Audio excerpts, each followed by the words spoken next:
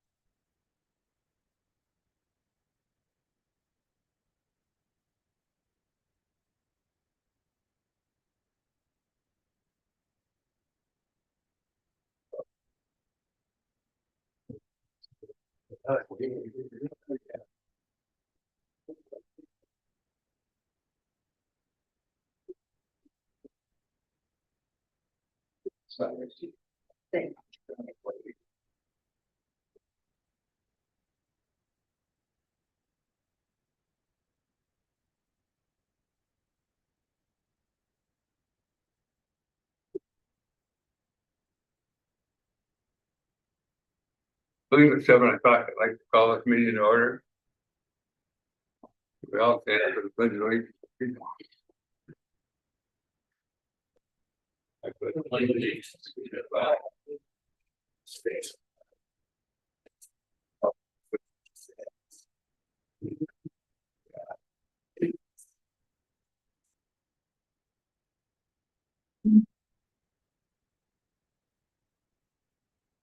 Do the roll call, please. Yes, sir. Jamie Melky, Here. Kathy Macho, Here. Wendy Reed. Here. Michael Behrman Here. and Mayor Tom Graham. Here. You do have a quorum. Good. This point, we're open for citizen comment, if anyone would like to speak about something that's not on the program. Yes, Mr. Potter.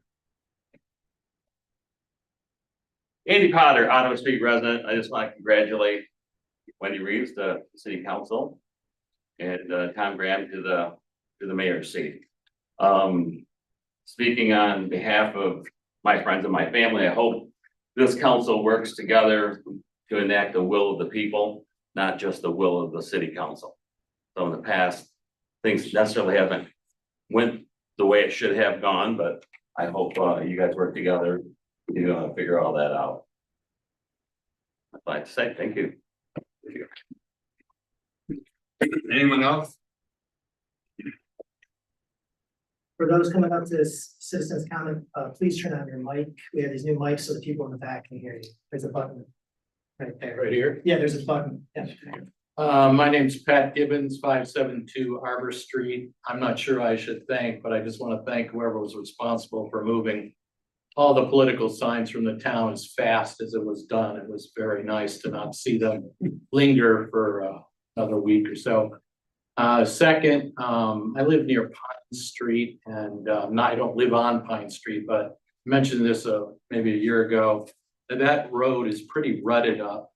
And it would really be nice. I don't know if it's too late in the year to patch it, repave it, but it's been over a year of it's dangerous to walk. There's no sidewalks on that street. And I just don't want to twist an ankle this winter. So that's it. Thanks.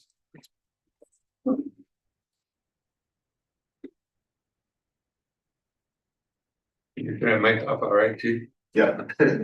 Scott Lake from the police department. A couple of things I just normally report at the beginning of the meeting. The first one is, we're all looking a little grumpy right now. We do what's called the No Shave November, where each officer contributes their own money to allow it to grow a beard. So if you see the officers, we grow them from the beginning of November through the Saturday after or Sunday after Merchants Open House. So I just started the other day. For the second reason that I'm here is we're accredited by a national organization called CLIA, Commission on Accreditation for Law Enforcement Agencies.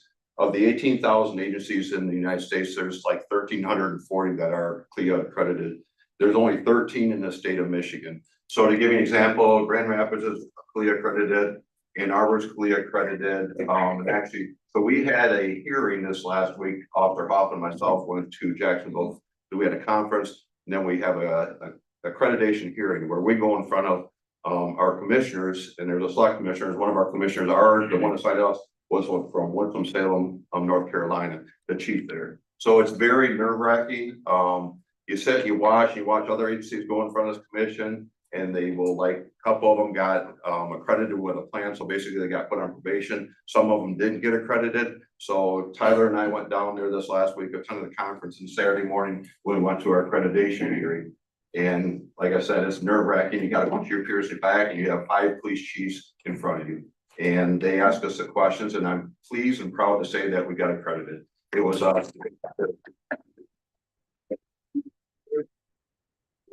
hands on deck over there. You look at like Grand Rapids, they have 4 officers or sergeants assigned accreditation. That's all they do.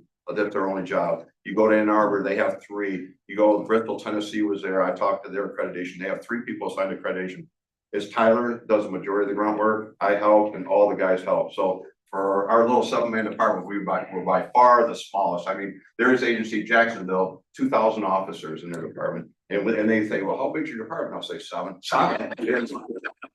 But I'm pleased to say that when I reported the commission, I talk about our crime, and I talk about our community and how good our community is. And it was funny because after our accreditation hearing, two after hours, they took a break. So I go talk to the commissioners just informally.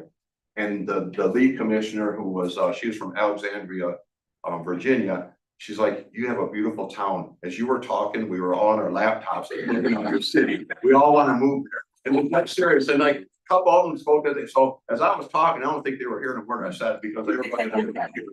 But it says a lot for our community, but I'm proud of our agency, to be fully accredited. It's costly. This trip costs, we're looking at, now Michigan has an accreditation that we're looking at, it might be more economical. But this is a 4-year process. This is the last year of our 4 years, so I'll show you our plaque when we get it, but I just wanted to advise you of that, so thank you.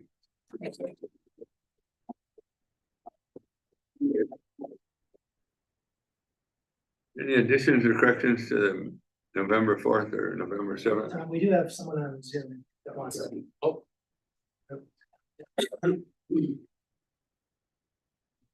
And iPad. Need a mute? Hi, are you able to hear me? Yes.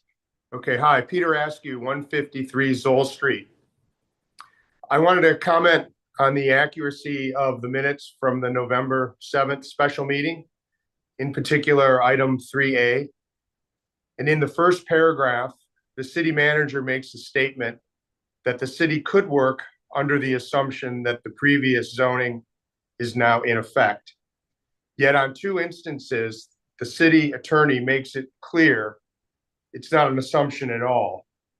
The meeting was recorded and posted to YouTube, and at 13:20, he states, "I concur that the code that was in place before ordinance 439 was adopted is now effective." And then at 16:09, he states, "I believe the prior zoning code is in effect. That's my opinion." And Mr. Raymer made both of these statements in his capacity as the city attorney. So this is not his personal opinion. Mayor Graham, if you agree that these are important statements of fact made by the city attorney on an important matter, then maybe you will propose that the minutes are revised to include these statements before they're motioned for approval as written and as included in the meeting packet. Thank you.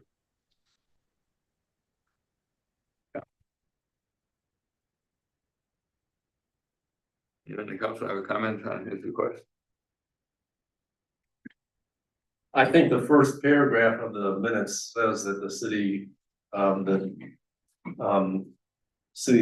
city manager explained that the city could work under the assumption that the previous zoning code is now in effect. And I think, yes, we do concede that, or we do agree that Attorney Raymer did say that he believes that we are operating under the former zoning code. I don't see anything wrong with the minutes. I don't think they need to be revised. I think they accurately reflect what was stated in that meeting. Any comment? I think that since this is a possible legal argument, that we should listen to the recording and make sure that it is reflected accurately what Mr. Reamer had to say. Could you turn on your microphone? Please. Thank you. I heard it. No, we don't. I'd like to point to the third paragraph. I don't know if Jim, you feel the third paragraph of that section A reflects accurately what you believe, but it says City Attorney Raymer stated that a good legal argument could be made that the previous code is in effect and feels that a moratorium would be a good idea to protect the city until a permanent solution could be found.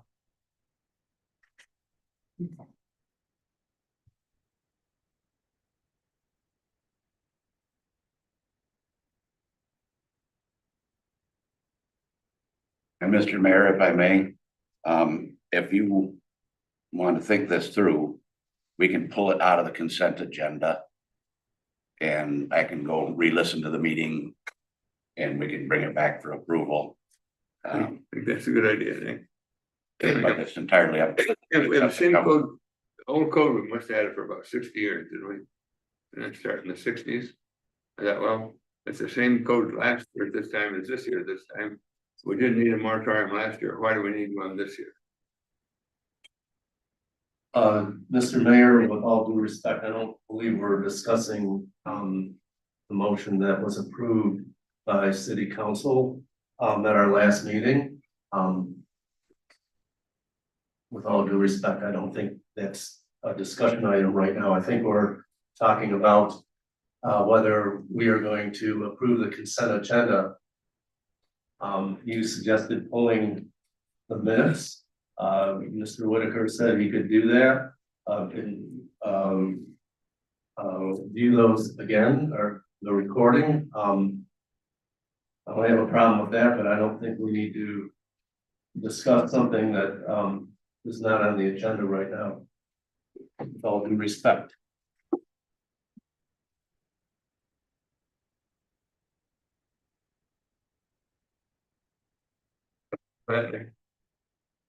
Yes, so if that's the path council wants to go, we can approve the consent agenda, everything excluding those November 7th minutes. In order for me to have the time to look at it, watch the recording and amend if necessary. Then we can bring it back to council for the next meeting. Do you need a motion for that? Well, the motion would be when the consent agenda is approved, to approve the items in the consent agenda with the exception of the November 7th minutes.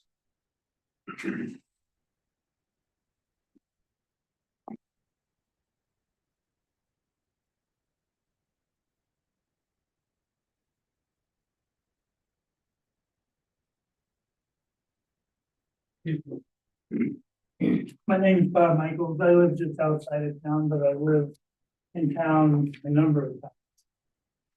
And I've been building here in town for 15 years. And I agree with what Tom said about, we've been working under the zoning code and it's been fairly successful.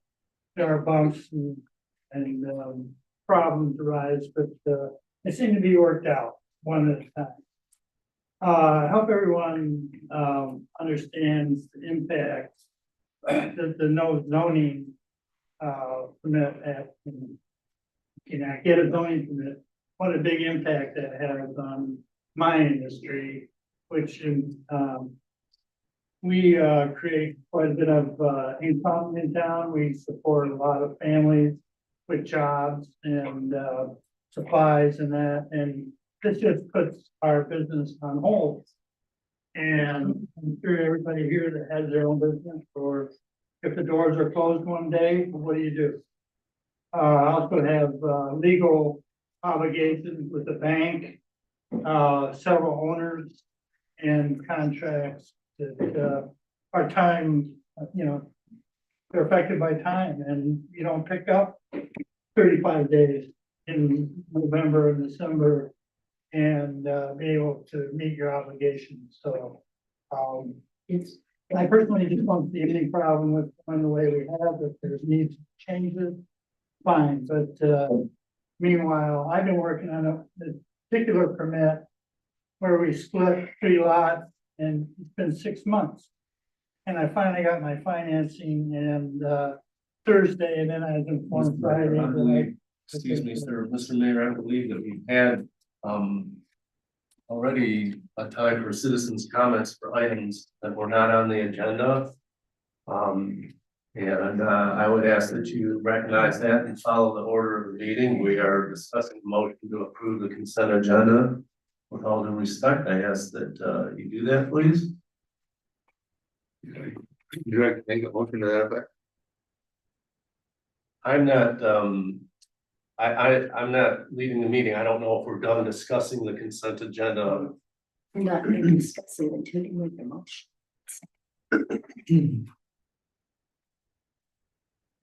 So, I will make a motion to, approve the consent agenda and remove the, special meeting November 7th minutes, for Mr. Whitaker to please review and, amend if necessary for approval at our next meeting. Do I have a second for this motion? I'll second. We'll call Kathy Macho, Yes. Jamie Melky, Yes. Michael Behrman, Yes. Tom Graham, Yes. and Wendy Reeve. Yes. Motion carried. So I will bring that back to council the next meeting with those minutes.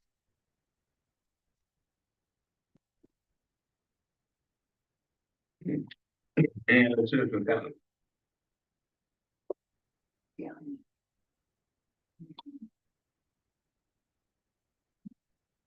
If you want to talk about current bills, That's part of the consent agenda, Mr. Graham. So those are the current bills that Wendy and Jamie have reviewed are part of that consent agenda. So we're approving the November 4th minutes and the payment of the current bills.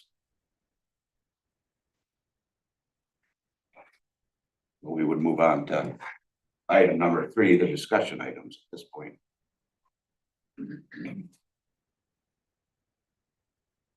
council orientation.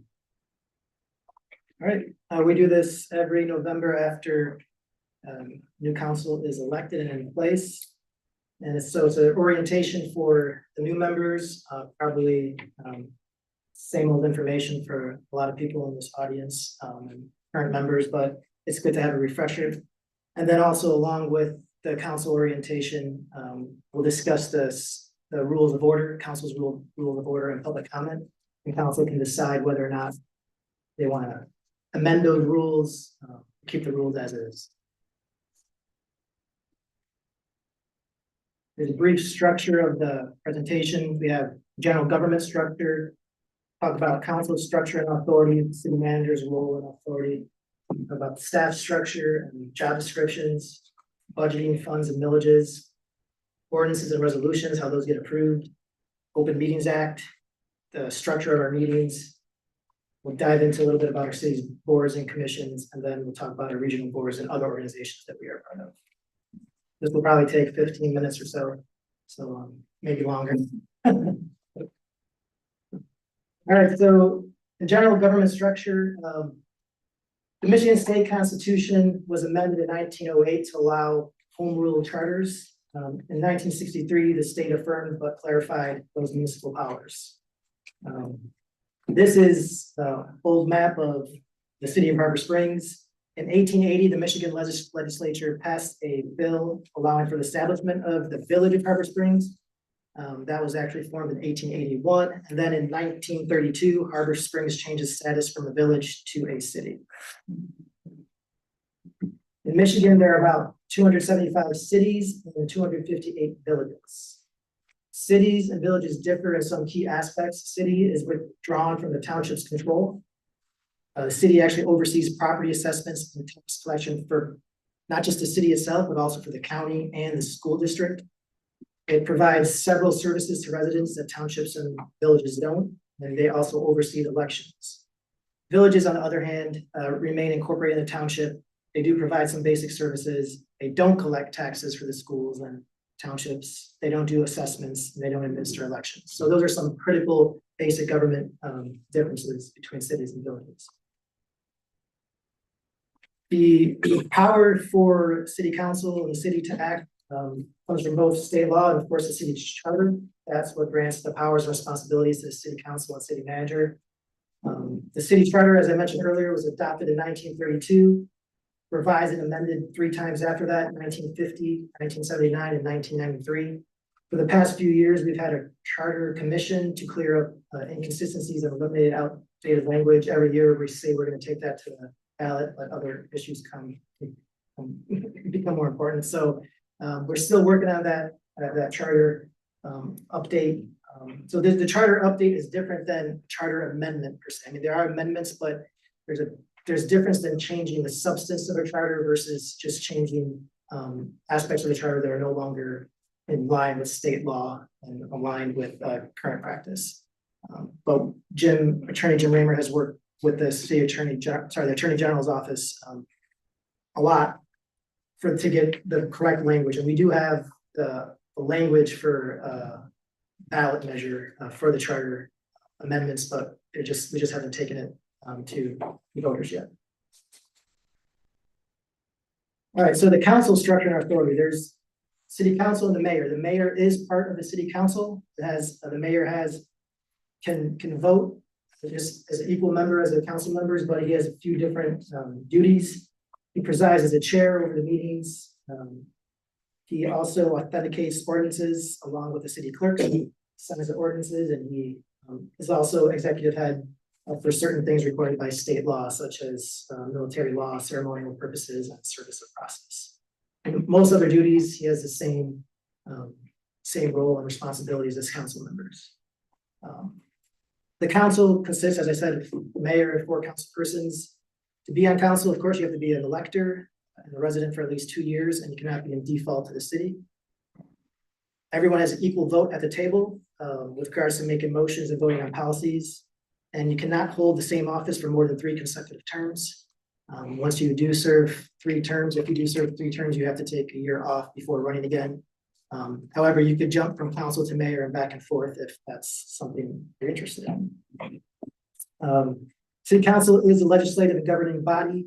It has authority to exercise all powers granted to it. Those include passing resolutions and ordinances. They're also responsible for adopting a budget and levying property taxes. These are known as the policy forming powers. City manager, we'll talk about my role in forward. So the chapters 4, 7, and 8. Chapter 2, Article 1 of the City Code discuss the main duties and responsibilities of the city manager. Council appoints the city manager, and city manager serves at the council's pleasure. City council can remove the city manager at will by majority vote, except that if 4 out of 5 council members is needed to remove the city manager during the 6 months following an election. The city manager manages and supervises all the departments, public improvements, and work, ensures all laws and ordinances are enforced, attends council meeting with the equal right to speak as council members, but does not have a vote, and can appoint and remove all administrative officers and employees except for the city clerk, I believe. So he also has the ability to recommend changes in ordinances as necessary, acts as a purchasing agent, but cannot exceed a budget without council approval, approves contracts for repairs and improvements, advises council on the desirability of new contracts for construction projects, and submits the annual budget to council for review and adoption. Up here is our most recent staff structure and job, our staff structure here at City Harbor Springs. As you can see, it kind of shows the citizens of Harbor Springs at the top with the mayor and top of the city manager, and then all the staff members, department heads below the city manager. And to your left is the policy forming branch of the city, which includes the boards that comprise our city, planning commission, DDA, and et cetera. So we have the comptroller and city clerk treasurer, Nick Whitaker. In our charter, the clerk and treasurer are technically 2 separate roles, but the charter also allows them to be combined into 1 position, and not many municipalities still do this. I believe Petoskey did, right, Nick? But now they're separate roles, I think. Yeah, so not many municipalities and cities still do this. Clerk is appointed by the city council. Is also considered a comptroller, as I mentioned, is responsible for the city's financial reporting and accounting, oversees all clerical work, manages elections, signs ordinances and resolutions, issues licenses, and responsible for meeting minutes. Clerk acts independent of the city manager with regards to comptroller duties, but in all other duties, there's reports to the city manager. The treasurer, as mentioned, is also appointed by city council. It's the custody of all city money and collects monies owed to the city, such as taxes, fines, and licenses. We have 3 employees that work under the clerk treasurer. We have Patty Sutton, who's our deputy clerk and accounts payable, Tina Honeysett, who's our deputy treasurer and cashier. And we also have a utility billing assistant and accounts receivable, Becky Alpin. The public works director is Lucas Vanderzee. That was established by city ordinance. He oversees water, streets, buildings, and grounds. The specific description of what he does is there for the city code. We also have the electric department, which was established by ordinance, and we incorporated that under the DPW supervision and by resolution in 2019. We have our staff members listed there. In DPW, we have Daniel Gasco, Brad Baldwin, Joe Warner, Josh Warner, John Frizzell, and Danny Huey Jr. In the electric department, we have Daniel Huey, Vinny Honeysett, John Maryview, Greg Lasley, and Matt Hendricks. Our police chief is Kyle Knight. It was created by charter, and the department was established by ordinance. His description is there, charged with the preservation of peace, with the protection of inhabitants, and the safeguarding public and private property. We have our full-time officers, Josh Johnson, Tyler Swiss, who acts as our school resource officer, Tyler Hoff, Nick Strobel, Spencer Bishop, and Daniel Steele, who's our newest additions, and are probably about a year now. Yep. And our administrative assistant at the police department is Emily Britton. We also do have part-time marine enforcement officers in the summer. Our assessor and our planning and zoning administrator is Jeff Grimm. They are separate roles.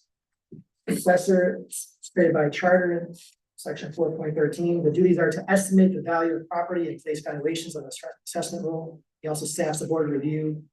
And the clerk's office technically handles all clerical work for the assessor, but they kind of work together on that.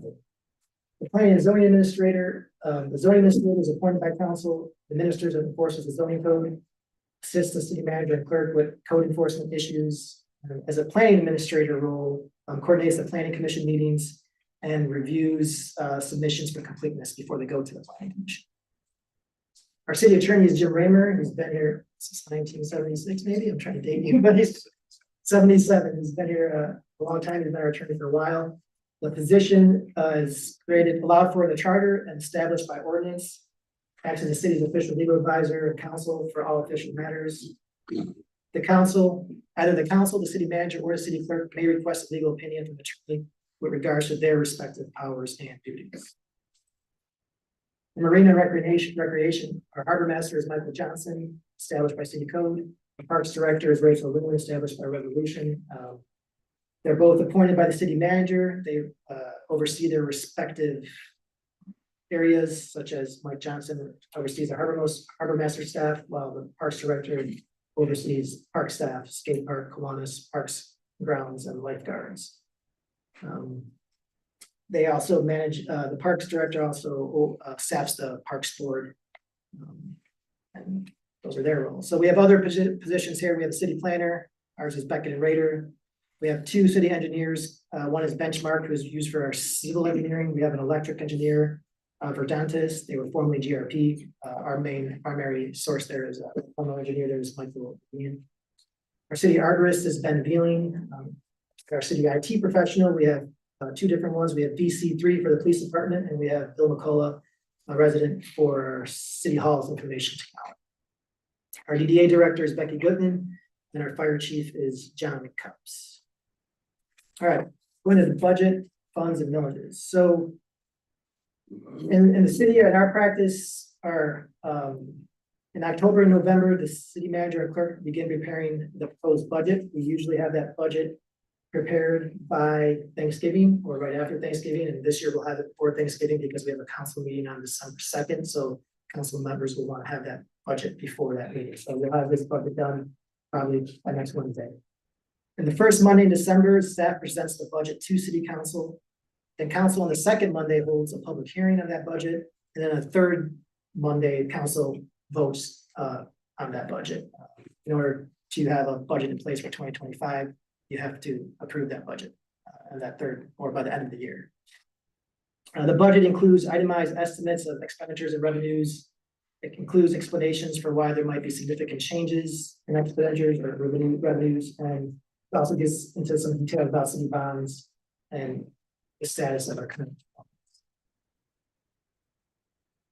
So we have several different funds. Our general fund covers police, city hall staff and services such as clerk, manager, zoning, assessing, parks, buildings and grounds, recycling, brush, leaf pickup, and also some legal, IT, engineering, and planning services. Our legal, IT, engineering, and planning services are distributed between the different funds based on what that specific work is for. So if we have engineering for an electric project, that's obviously going to go to the electric fund. If it's engineering for a street project, that will go to the street fund. But you'll see those bills and those expenses distributed to the appropriate fund. General fund revenue is primarily from property taxes, which accounts for a little over half the revenue in the fund. It also includes administrative fees, which are transfers from other city fund balances into the general fund. And those transfers from other city fund balances are to basically cover the administrative costs of doing work for those funds. So for example, we may, as a city manager, I get paid through the general fund, but a lot of the work I do is for the electric fund or the street fund or sometimes the waterfront fund. For example, when I staff the harbor commission meetings, et cetera. So while the general fund while my salary is from the general fund, it gets distributed to the other funds as necessary by doing those transfer ins from the other funds. The general fund revenue also comes from licenses, permits, and application fees, also some sales and use tax for the state, recreation fees, and of course donations and grants when we do receive those. Our other funds are the major and local street, fire authority, Blackbird Museum Fund, which we'll probably talk during budget season. We're gonna want to request council to roll that one into the general fund. The DDA, electric fund, water sewer fund, waterfront, and equipment fund. The street funds are funded by state contributions and a local millage. That local millage we'll get into later, but I believe was probably been around for about 8 years now. The DDA is financed by a special assessment on downtown properties and a tax increment finance structure. Our electric and waterfront funds are enterprise funds, which means they're funded by revenues from electric bills for the electric department and marina activity for the water fund. Those aren't funded by taxes. The equipment fund is primarily funded by other city funds.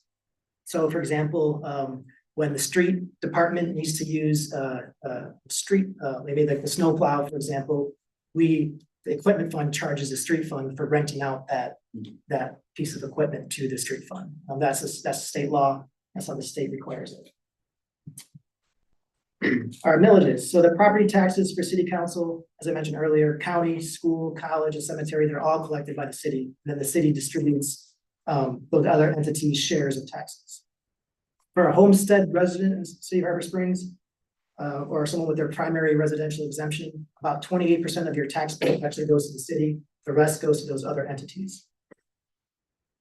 The city has 3 millages. The total, this number is a little off. I think actually this 7.64 is not correct. We have 3 millages, 5.67 about is our operating mill, street millage is 0.9, and our public safety millage is 0.9.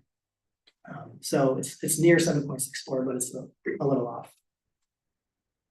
We also have something that affects our millage rates is Headley Amendment in Proposal A, which prevents the city from increasing the millage rate unless it's approved by the voters.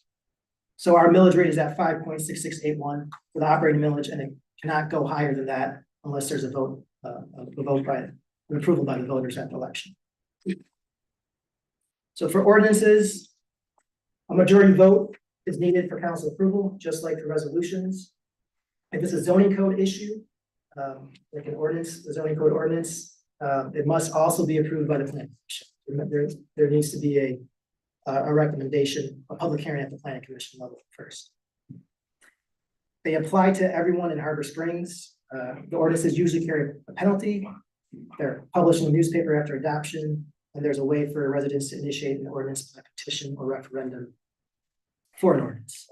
For resolutions, they're usually related to internal affairs of city government. Any motion that's not really an ordinance, to approve an ordinance, it's really a resolution, can be lumped together as a resolution. You don't need a formal resolution on a piece of paper to say this is a resolution.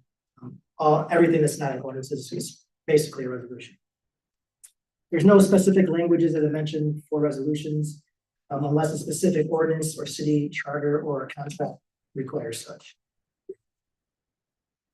The Open Meetings Act.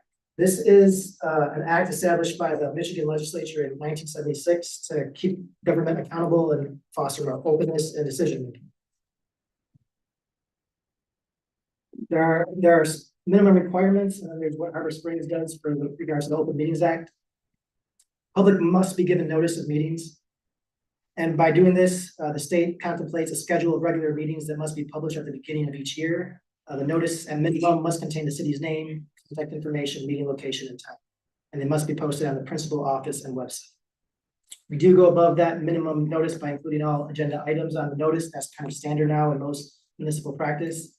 We do post our agendas at locations around town and on social media.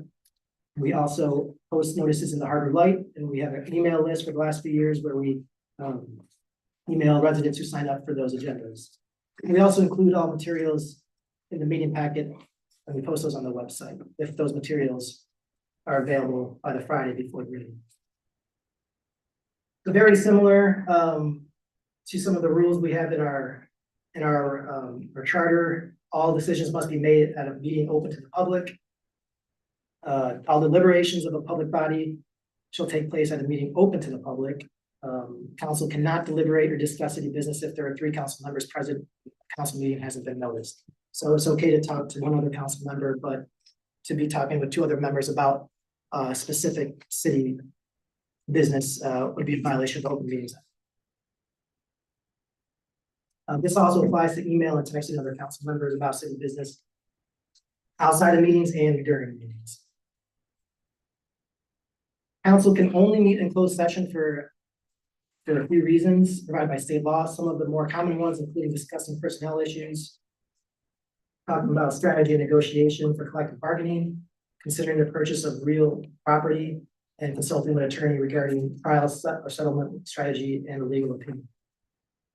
Closed session must be conducted during the course of an open meeting. That means that you cannot just call a closed session city council meeting. You first have to call a you can call a special meeting, but an open session council meeting. And then within that meeting, you have to go in a closed session. You can't just call a closed session meeting.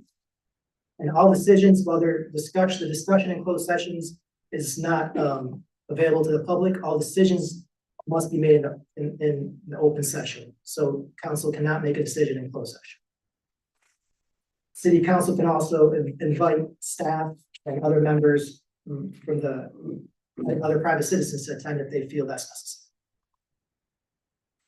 In regards to open meetings, the open session parts of meetings, no one can be excluded from a public meeting except for a breach of peace. Council cannot require people to sign in to attend the meeting.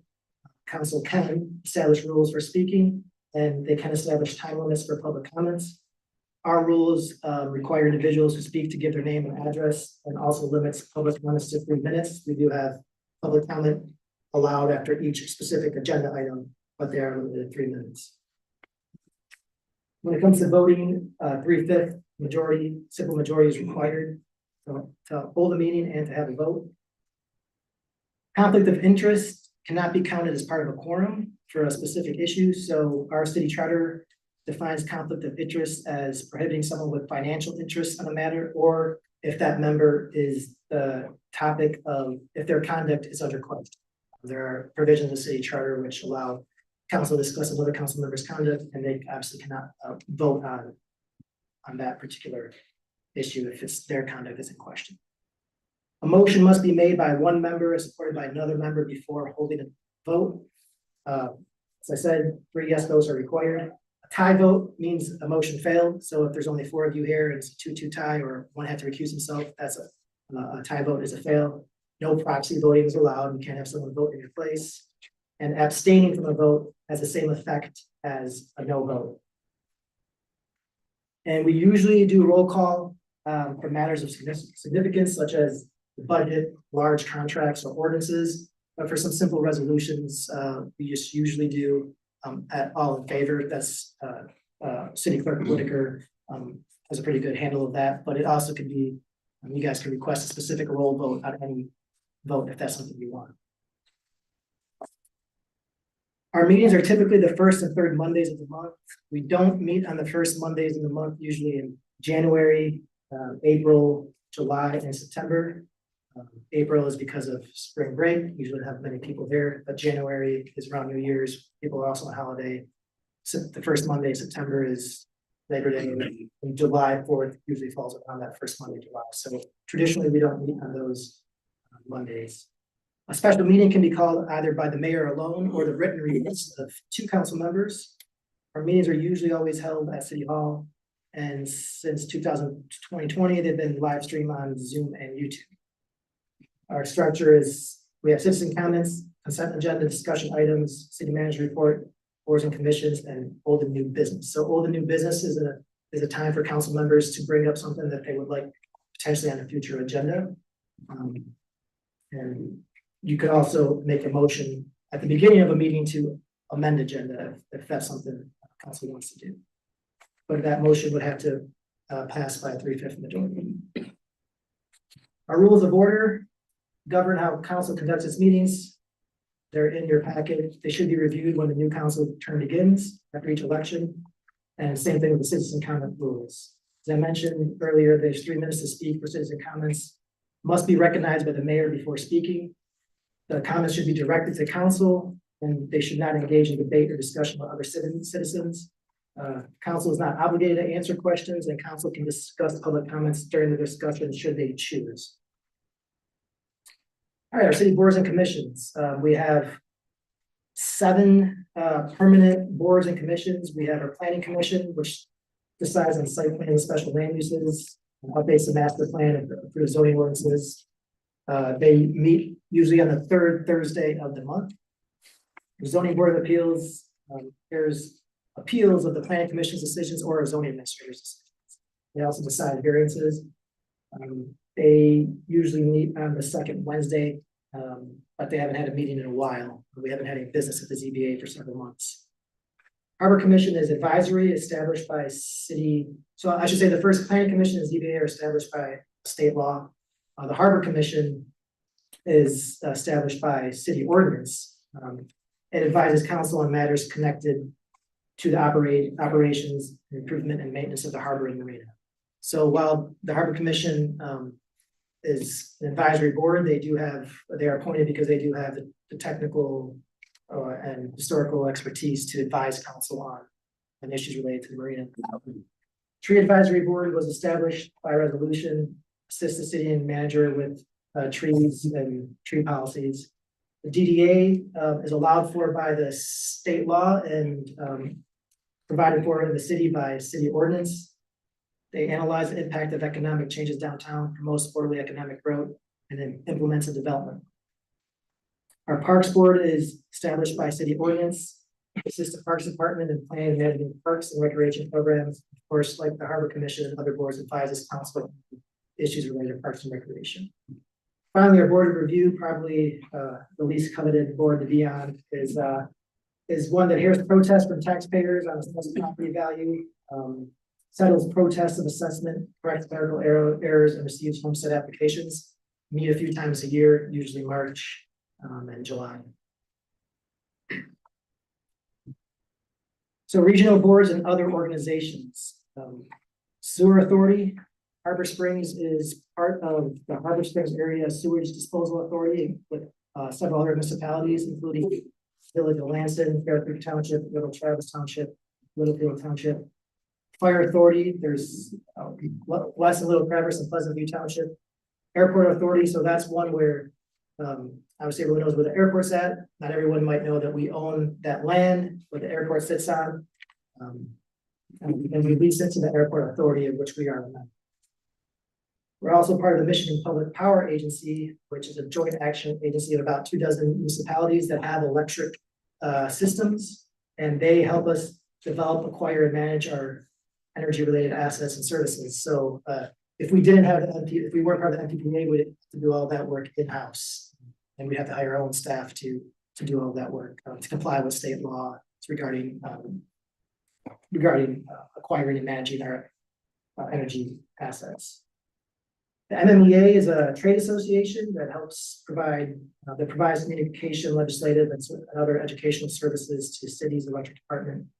Then we are also part of the CCE 911, the Charlevoix, Sheboygan, Emmett County dispatch and emergency operations. So that's it. We also have, I might have glossed over, we do have occasionally city committees. So we have the Walkability Committee, we have the Noise Committee, we have still currently have the Development Ready Communities Committee, and occasionally the council can create a committee just to work on a specific issue, or if they want to. Previously in the past, we've also had parking committees and others. And the Planning Commission and DDA in particular tend to have committees as well. The DDA, for example, has an enhancement committee and a promotions committee. And so those are committees that aren't necessarily a meeting of all members or majority of the members of the board. Usually a few members of the board and probably residents or other people. So that's what I have. That's a lot, and that's just very high level overview. There's obviously a lot more specifics that we could get into if you have questions. I'm here to answer them here, or we can outside the meeting as well. But Does anyone have any questions right now?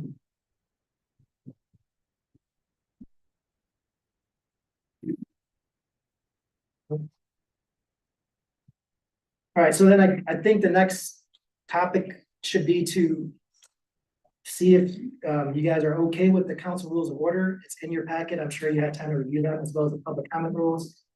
If you want to make changes, you can do that any time of the year, but if you want to make changes, this is a good time to do it now. So this current council sets the tone for the rest of this next year of how they want the meetings to be run. We generally follow Robert's rules of order. But this condensed council rules of order hits on the main topics. We also have some rules of order in section like 6.7, 6.8 of the city charter that kind of has some basic minimum rules that we have to follow. So I leave it up to council if you want to keep these as is, or if you want to make any changes. Any comment from any council members? I just want, oh, I'm sorry. Go ahead, Kathy. Okay, I just was questioning, what's the date? When did we last approve council rules of order? Nick, These were approved last November. last November, okay. I didn't have that date written down, that's all. In the interest of making the meetings more friendly, I'm wondering if we can strike the rule that a citizen making comments has to get up and stand at the podium. And they just stand at their seat and speak. Can you mean on your microphone? I think it's on. In the interest of making the meetings more friendly, can we do away with the podium and citizens can just stand at their chair and speak, is what I'm asking. I have a question on that, Councilman Reed as well. These microphones are new, and thank you. I hope that the audience can hear us better and also the folks on Zoom. And I'm wondering if the microphone on the podium also enables folks in the room to hear better and Zoom as well. Because I believe that is new also, correct? Yes. So I think, while I appreciate the informativeness of that and maybe less, threatening or intimidating, definitely to get up in front of the room, I also think it's a good idea that we make it a routine practice for people to do that, just so everybody can hear, to respect everybody in the audience, as well as those that are on Zoom. I know when I listen to a recording of the meeting, it's really hard to understand what the citizens are commenting on. So I appreciate that very much. Would love to try to accommodate that. But I think now with the new capability of the microphones, I do think it's important that so everyone could hear.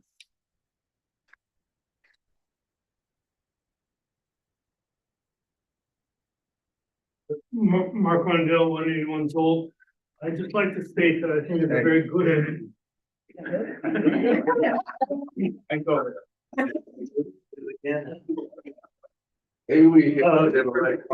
Mark Rondell, 181 old.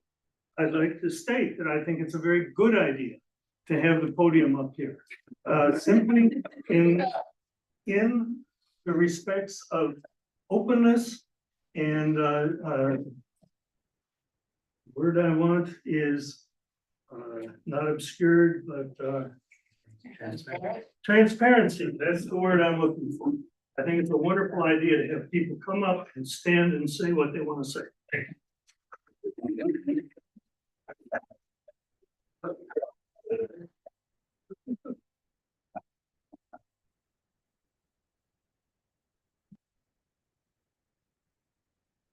Usually you find that most boards and commission meetings, aside from council, there's not well attended, you know, you might have 3 or 4 people, maybe aside from the planning commission, but for example, a tree board, might be 1 or 2 people in the audience, and there's no need to go to a podium. I think part of the reason previous council wanted to see a podium was for some of the larger meetings, when there's hard to hear, when people are soft-spoken. It's really hard to hear when you have more people in. I think with the microphone, it does work. One of the concerns we had before was that the podium was in front of the front row and would block the council members' view of audience and back audience view of council. So this time I tried putting it to the side, so it's off to the side. But of course, this is your decision. I think a lot of meetings in the past, previous councils have sometimes requested people to come to the podium and other times they haven't. I think it just depends on what issue is being discussed and how many people are here. I think I would be in favor of the podium and using the microphone at least to start out, and if it proves to not be helpful, then we can reassess at that time, but I think for now we should give this a shot.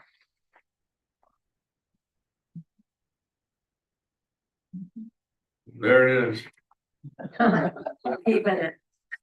Make sure you turn off.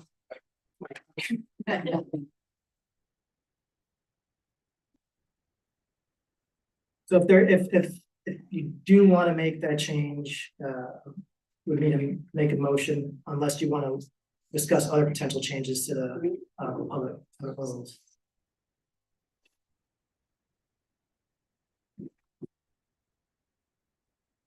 So is there proposed change? No. Since I was the one who was proposing it, I will withdraw it. And I think we should try it Michael's way. And as Vicki said, we can revisit it anytime you choose. And this is something new, so for those in the audience, we're working on maybe getting a better speaker for the back. But this was just a few $100s for this whole system, so hopefully it works well.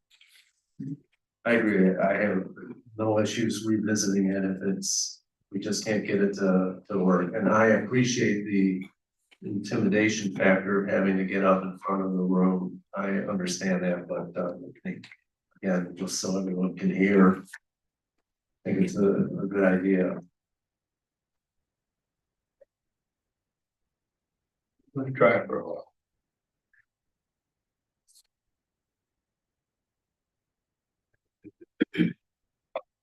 Housing North update?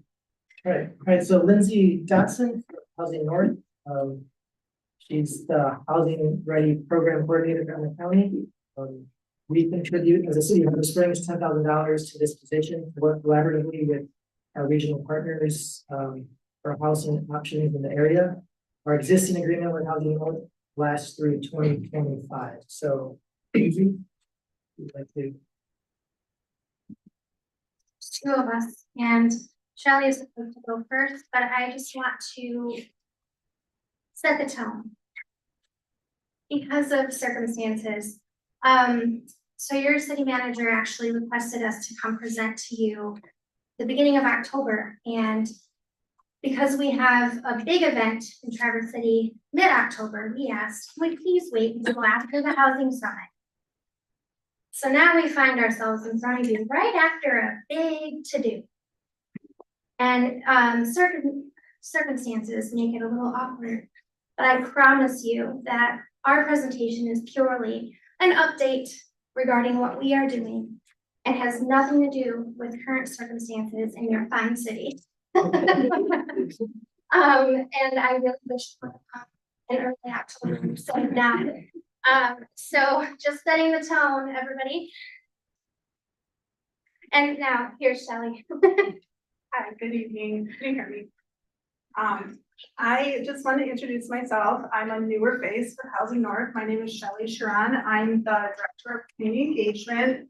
So I help the organization primarily with fund development, but I also help manage our Housing Ready staff, which Lindsay is one of, and we work in Northwest Michigan in the Penn County region.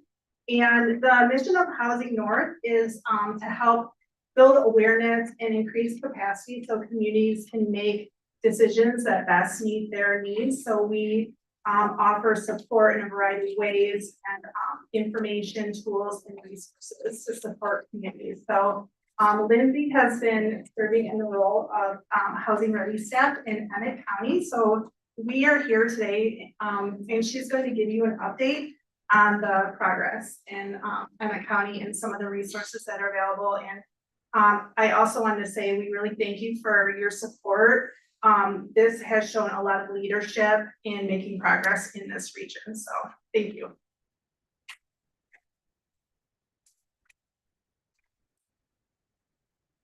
All right, I was trying to lighten the mood a little bit.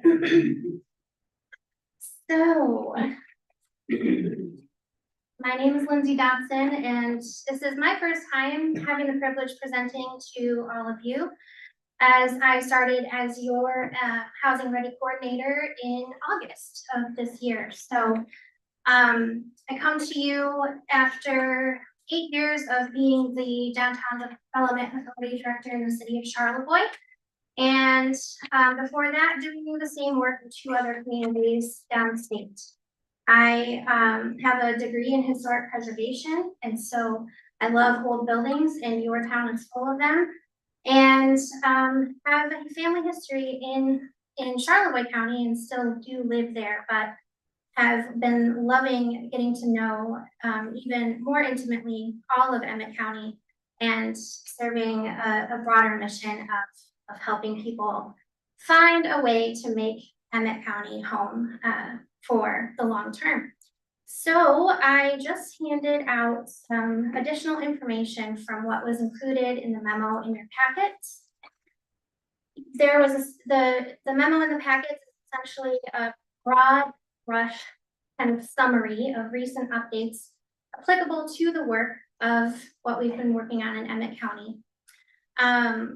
We, in 2023, Housing North did a housing needs assessment and identified a gap of several thousand units needed for the year of 2027. And the spreadsheet that I handed out to you today identifies a number of housing projects that are happening in Emmett County right now through various stages and phases, with in various sizes. Some have several hundred units, some have 1. But just to give you an idea of what's being built or potentially will be built in all places, Emmett County, all the way up to Mackinac City and down to potentially Resort Township. But there still is a gap left after all of those potential units are built. So there's still work to be done. One of our local housing advocacy groups, the Little Traverse Bay Housing Partnership, recently published a newsletter. And if you aren't signed up for their email newsletter, it's pretty easy to do. I highly encourage you to do that. There's a website that you can go to. Carlin Smith, many people know that name, former Tallahassee Chamber director. He was honored at our housing summit for his service, and he's been on the board of Housing North and is no longer going to be. So he was honored at that event. And essentially, we also want to highlight the fact that Emmett County is really kind of at the forefront of a lot of progressive, and I know that's sometimes a scary sounding word, but programs that are helping people get into homes, including a down payment assistance program that is specific to the county using ARPA funds, which essentially can give someone up to $30,000 for their down payment on a home. And this is, of course, for home buyers that are within the 120% area median income, which is for a family of 4 under $100,000 in our region. So that is a great resource. City of Petoskey also deserves a lot of credit for some of the things that they're doing with their grant dollars that they've been getting from various sources, including homeowner improvement grants that are available to people that are in homes to do things like basically anything from new siding, new roofs, heating and cooling, new windows, and they're paying for that from using federal funds that they applied for and are administering, and we're helping them with that. So some resources to that are available to anyone in Emmett County through our Housing Ready program. Essentially, my position is available for technical support. And as mentioned by Shelley, the City of Harbor Springs supports this position through 2025. We essentially are here to help you in any way that you tell us you want it. We are not here with an agenda at all. So I have included my contact information so that if and when you want any sort of assistance, whether it's community engagement, information about a tool or resource, we can talk. Some current opportunities include the revitalization and placemaking grant program through the MEDC. Up to $5 million is currently available. Municipalities can apply for that. Housing shortage is clearly a regional problem. So the creation of additional housing units anywhere in the county helps everybody. Doesn't have to necessarily be within the boundaries of Harbor Springs. Housing North also has an email newsletter. If you're interested in any information, you can also sign up for that. There are other funds available. Doesn't have to come from local dollars. Rural Development Fund is something that just announced some opportunities, and the Housing Readiness Incentive Grant Program is available as well. So I'd like to admire all the efforts put forth so far by Harbor Springs and all of the conversation that's taken place, positive or negative. It's still important to have these discussions. And yeah, I just hope that everyone knows that we're here to support whatever it is that you want from us. And I hope that I will hear back from somebody, anyone, in a positive manner. Happy to answer questions or not take up more of your time. By the way, that was the best council orientation I've ever witnessed. Very thorough. Good job. Lindsay, the house on Trevor Street in Harbor Springs, it says ownership CLT. What does CLT mean? So that is that stands for Community Land Trust. So that's a ownership structure that is where the property is not necessarily owned by the person that owns the home. And that's a funding structure, funding mechanism for certain entities that are doing community development for housing. So.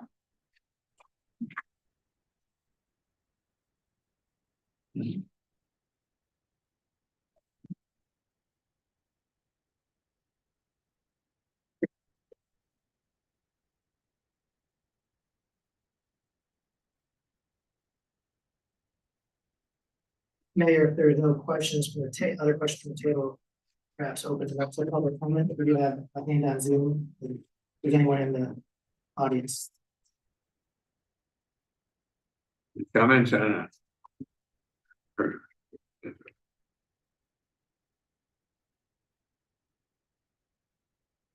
Bill Mulder, 372 West Summit Street. And I wanted to just follow up on some of the things that Lindsay mentioned. I had a chance to work with her and her predecessor for the last couple of years. And I think we're getting good value for our funding of this position. As she mentioned, housing is a regional problem. A lot of the projects and good work is occurring in Petoskey and Melanson, but that's all good for us. And you know, you may be disappointed that there's not more going on in Harbor Springs, or you may be pleased, frankly, and that's okay. My main point is that anything good going on in the county helps all of us. I also wanted to congratulate her organization on their advocacy with the Emmett County Commission. So she mentioned this down payment assistance program. This is a really big and nice deal. And they worked for years to advocate to the county commission about how to spend the COVID money. And this is what came out of it. So let me just reemphasize, if you have, this are first time home buyers, this is not low income. This is, high income and people who are going to be ready to move into home ownership. But this is up to $30,000 in down payment assistance, up to 5% of the cost of your home. And it's forgiven completely after 5 years of staying in the home and meet all the terms and conditions.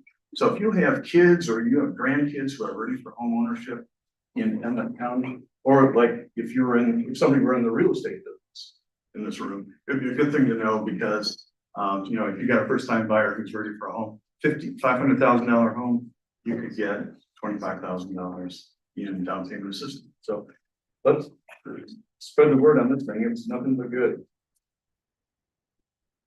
You go. Yeah.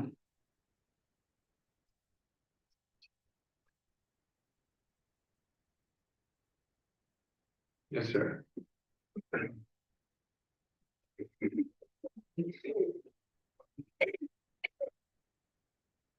Mark Mondale again. I would just like to make one very brief comment. That is, I certainly agree that housing is a regional issue. However, all Harbor Springs employees who live other places come here in automobiles. And we do have a traffic issue and we do have parking issues, and that might be something that we ought to consider when we consider providing housing in the city of Harbor Springs.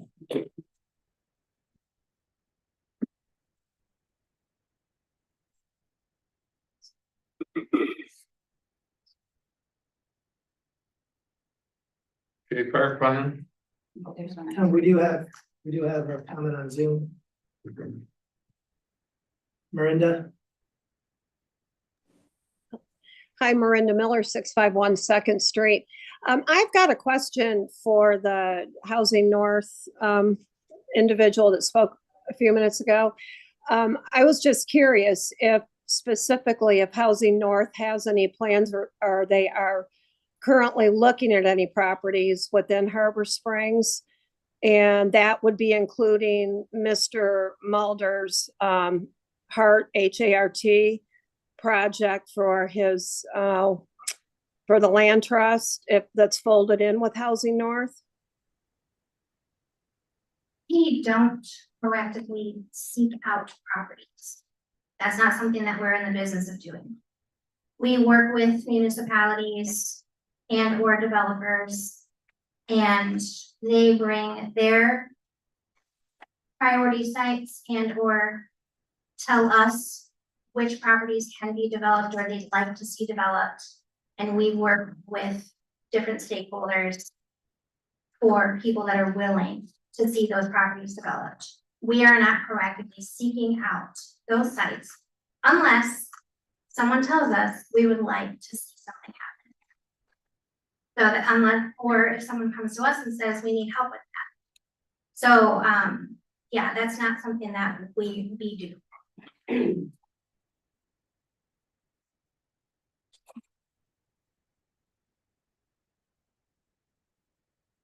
So Lindsay, I don't know how familiar you're with this. We just got an email from the state legislature that the governor signed into law a requirement that master plans will now need to do housing studies and consider housing. Can you speak a little bit more to that? Or okay, yeah. I know that it's affiliated with the statewide housing plan, which is fairly new.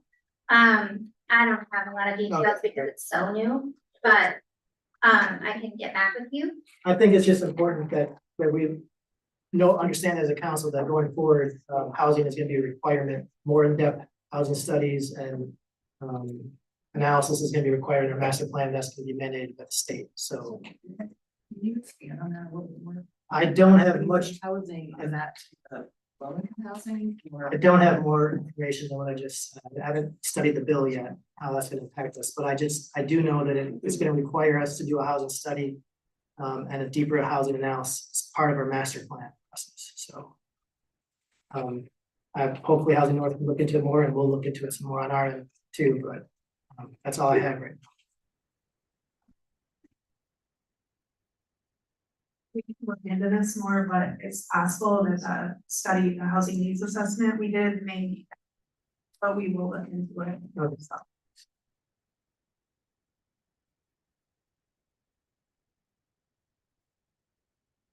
Yes, sir.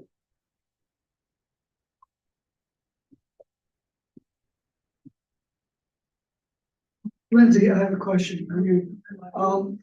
Every year, we see 2 or 3 houses in Harbor, old houses, some with historic value get torn down, thrown in dumpsters. Would your organization consider getting involved in moving some of these properties to vacant land that you have in order to save the properties? Just wondering. Thank you.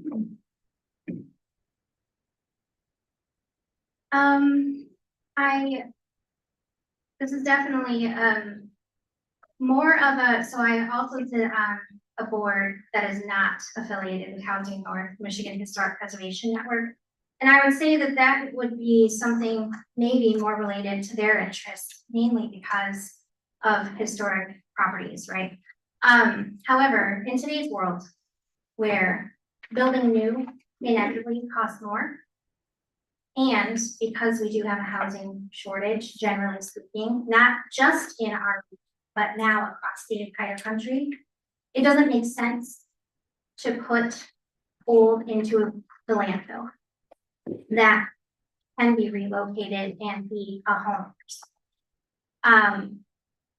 That I can't say a blanket statement about anybody being interested, but that is certainly a wonderful idea, because that is complete and utter waste in my personal opinion. And that I can only say as a historic preservationist. Those materials, especially in a historic home, can't be replicated. They're higher quality than anything that can be made now, especially with old growth wood.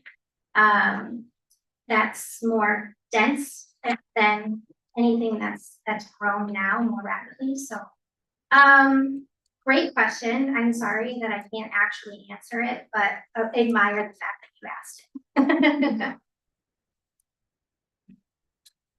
it. Shape Park plan? Sorry, I just have one related question or comment to make. With all of the housing discussions, some of it is not on. And your name? Oh, I'm sorry, Terrence Charles Donnelly, 644 Ann Street. Transportation, public transportation. It's not a topic we really need to bring up, here at this meeting. But I think it's something we need to think about and be aware of. I know attempts have been made in Emma County to bring back the public transportation program. Much of the property that's affordable sits outside of our town. I think Petoskey is more fortunate because they do have in-town properties that are being developed that are more affordable, but we don't have that. So people that might buy something affordable in a Lansing, if they don't have a car, they have no way to get here. So I just want to bring that up as a topic maybe for the future. And I should ask Shelley and Lindsay too, if that's ever a discussion that you all have. Thank you.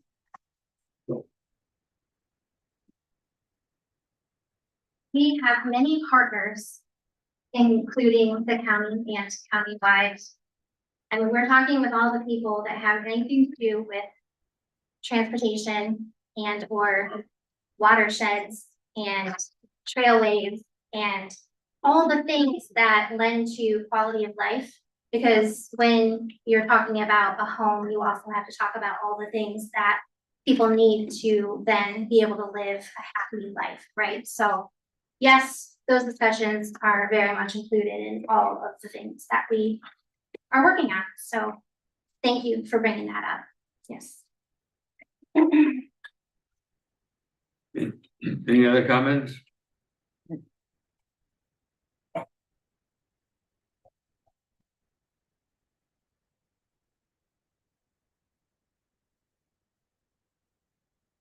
Can we talk about the Shape Park plan? Thank you. Thank you.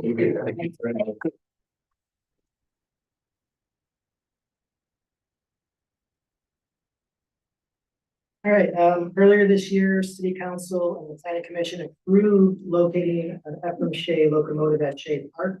Both the council and planning commission recommend the Parks Board and staff create a master plan for Shea Park. As you know, the park already has the AHA boat there.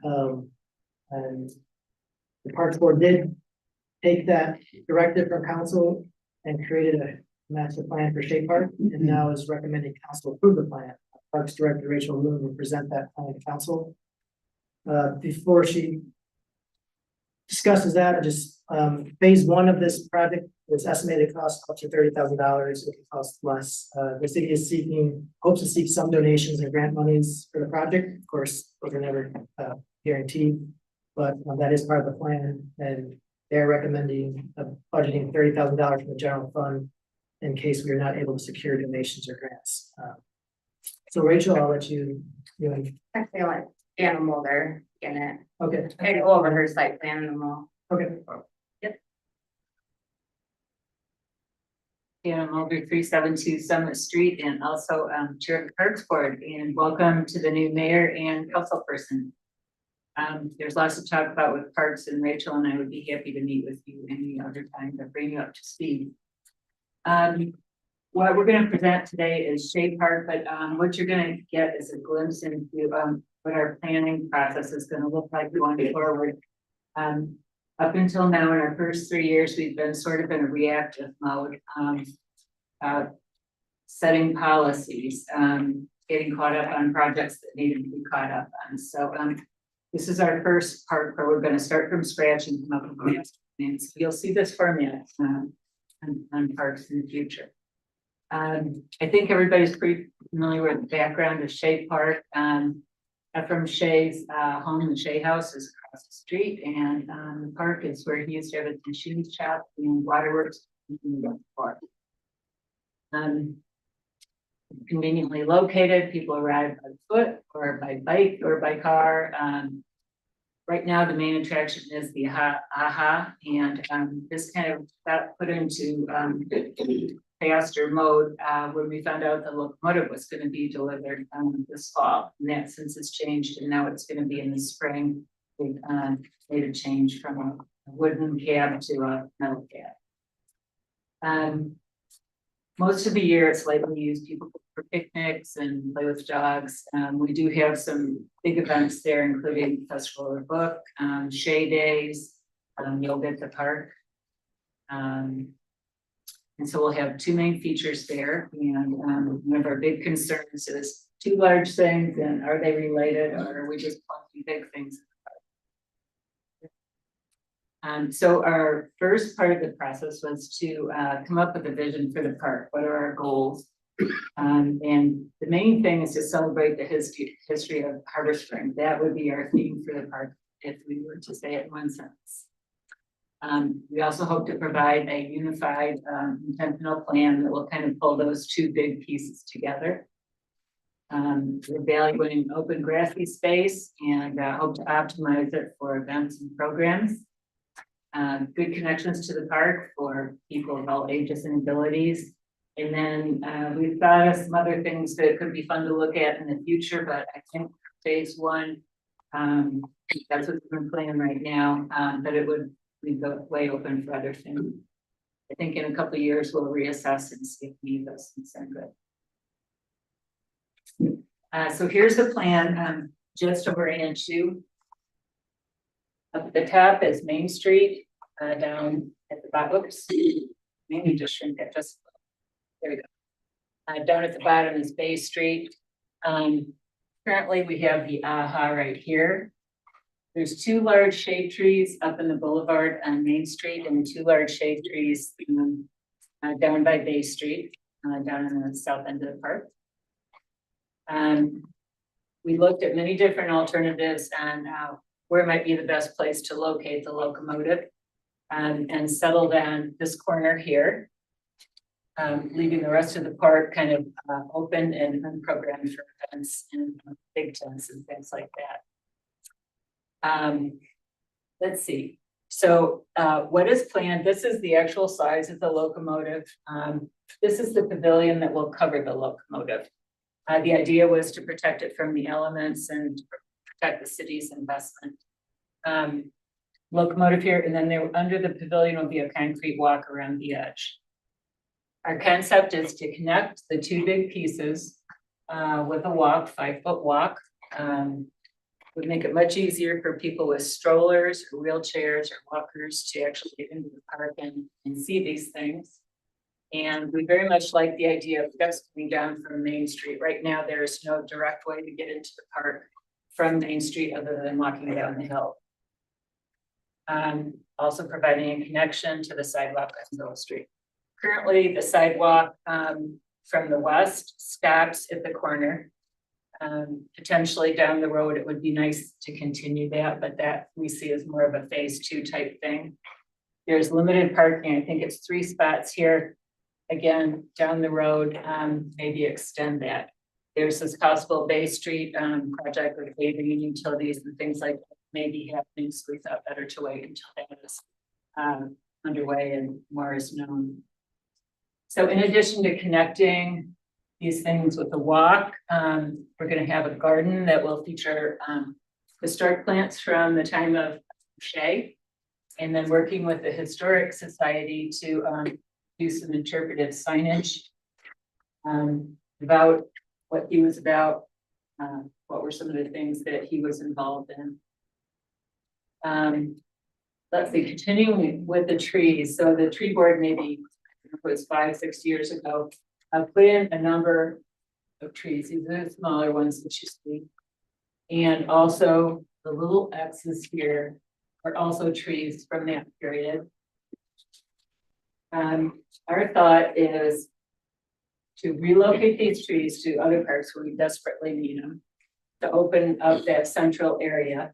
This just, if you're curious what a big tent would look like there, this is the size of the tent book festival. This is the size of the tent at Shea Days. So that really opens things up nicely.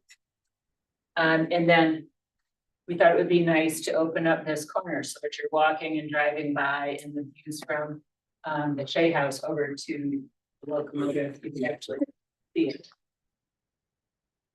Site furniture, picnic tables, benches, that type of thing.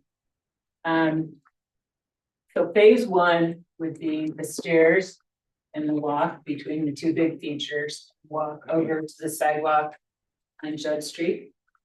And it would include one more tree up near the neighbor's big house that they're building. And then this is the neighbor's hedge, hydrangeas, some kind of columnar trees, adding some white pines in here to kind of soften the effect of the very large house. Some of the things we were thinking would be possibly cool down the line, but let's wait and see, would be to continue this as a walking loop that would go around the park. Then if we did that, we could possibly have like a small play area there that might, you know, kind of highlight some of the history, either, you know, logging or perhaps the waterworks, you know, theme to it. And let's see, I think that is the most of it for right now. Rachel's going to continue on from here. You go back real quick. I'm Rachel Rand. I'm your Parks and Recreation Director. Not expected 20 people. So just to clarify a couple of things of what Dana already mentioned, the pavilion is to protect the locomotive. Pavilion is going to be fully funded by the Historical Society. So that is not part of this project. I just want to clarify that. Does anyone have any questions on the site plan, council, while it's up? Specifically? Well, we'll continue. You can think about it. Okay. All right, so how does this plan fit with the city master plan? Goal number 4 of the city master plan is for local recreation facilities to be conveniently located, exceptionally maintained, attractive to users, safe, attractive to users. Will continue to establish Harbor Springs as a work and play destination. So this is the fact of continuing to enhance and improve our existing, public spaces. I thought it was loud enough. Sorry. Goal number 5 is residents. Is that fine? Yes. Okay. Residents and visitors will enjoy a unique collection of recreational opportunities. And it specifically states to collaborate with other entities, and it specifically states the Historical Society. How does the plan fit with the Parks Master Plan? Goal 1 of the Parks and Recreation Master Plan ensures that plans for parks, facilities, programs, and events reflect the needs and wants of the greater Harbor Springs community. In the recent 2024 Parks Survey, 350 respondents, 42% who visited Shea Park. The plan is modest without a lot of bells and whistles. We figured keep it simple, connect the 2 pieces with some light landscaping. Goal number 2, provide residents and visitors with a variety of recreational activities. The park provides an attractive setting for group recreational opportunities such as yoga that you see on Saturdays can bring about 60 or more people. Goal number 3, provide conveniently located, safe and attractive parks. This kind of ties into the master plan for the city. So beautifying the parks we have before we move on to bigger projects. Look for ways to improve accessibility to all our parks, including the walkway will make the components ADA accessible for users. Create a sense of community through partnerships and collaborations. This is a partnership with the Historical Society. We've been discussing this project since I began in 2021 with Kristen. Funding, explore sources, consider maintenance, evaluate priorities. The phasing plan reflects the priorities of the park and an effective way to trial usership and spread costs out, meaning starting small and then reevaluating for larger projects in the future. Awareness and promotion, keep the public updated. The plan will be featured in the Parks Corner column in the Harbor Light. It's been reviewed by the Parks Board at public meetings multiple times. It's been to City Council once before, and I believe it's already been to the Planning Commission and will go back. Environmental impact, native plants are used in the planting beds, and 8 trees will not be just taken out, but be relocated to other parks that are in need. How does the plan work with our guiding principles? I'm just going to touch on a couple of these. Quality over quantity. We've learned that over the past 4 years to kind of start slower. Sometimes smaller changes create a larger impact. Design it so it looks like it's always been there. I think the stairs coming off of Main Street, if you utilize the same structure that's along Main Street, will look very historical and fit with the piece. Family-oriented spaces and amenities and events are important, which we allow for the space for all the events. So Dana touched on these already, but phasing and plan recommendations. So phase 1 would be the installation of the locomotive in the pavilion, which would happen in the spring. Add walking, connecting locomotive to the AHA. Connect the pavilion to Judd Street and sidewalk, the planting beds, some signage, and then the stairs, and then the tree relocation. I'll be part of it. So cost and funding summary. So I got a couple estimates from some local contractors, and they estimated about $22,000, $7,000 of that being the stairs. I always assume higher than what is spoken when I meet with them, because we've seen the costs that come in. So that's why Parks is requesting $30,000 as opposed to the 22. So grant opportunities. We plan to apply for a community foundation grant for the site furnishing. You can apply for up to $15,000. They're very competitive grants. So I would assume you probably get 5,000, maybe a little higher. The DNR Passport grant, the minimum is 7,500, the max is 150. That's through Michigan DNR. You apply in April and you're awarded in 2025. I personally don't feel this is a great fit for this project, and we're putting in a walking path and stairs. There's not really like a recreation opportunity. We're not putting in a playground or anything like that, or redoing a current facility. The DNR Trust Fund grant, this is also not a good match. Applications are evaluated on established criteria such as natural resource access, conservation. They also can take up to a couple of years to implement. There's also the DNR Outdoor Recreation and Legacy Grant. This is not a good match. The program is to provide new or significantly improved recreational communities in urban disadvantaged communities. Private fundraising options to across the community. And then general fund. Parks have unspent funds for the 2024 budget year in Parks and Grounds and Sled Hill operations. The 2025 general fund budget has set aside funds for capital improvement projects. So the recommendation would be, Park recommends that the Shea Park Master Plan Phase 1 be implemented once the locomotive has arrived at the park, which would be spring 2025. Park believes it's best to save our DNR grant opportunities for large upcoming projects, preferably 50,000 or over would be ideal for a DNR grant.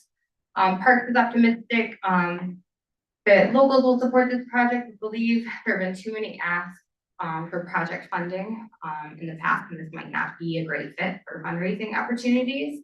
Parks will pursue, as I said, the Petoskey Harbor Springs Area Community Foundation grant for site furnishings, but we are requesting council consider this for the 2025 general fund.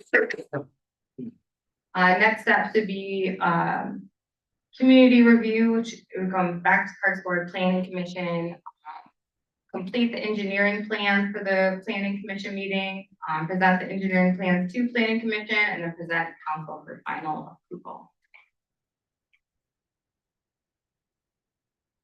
Questions?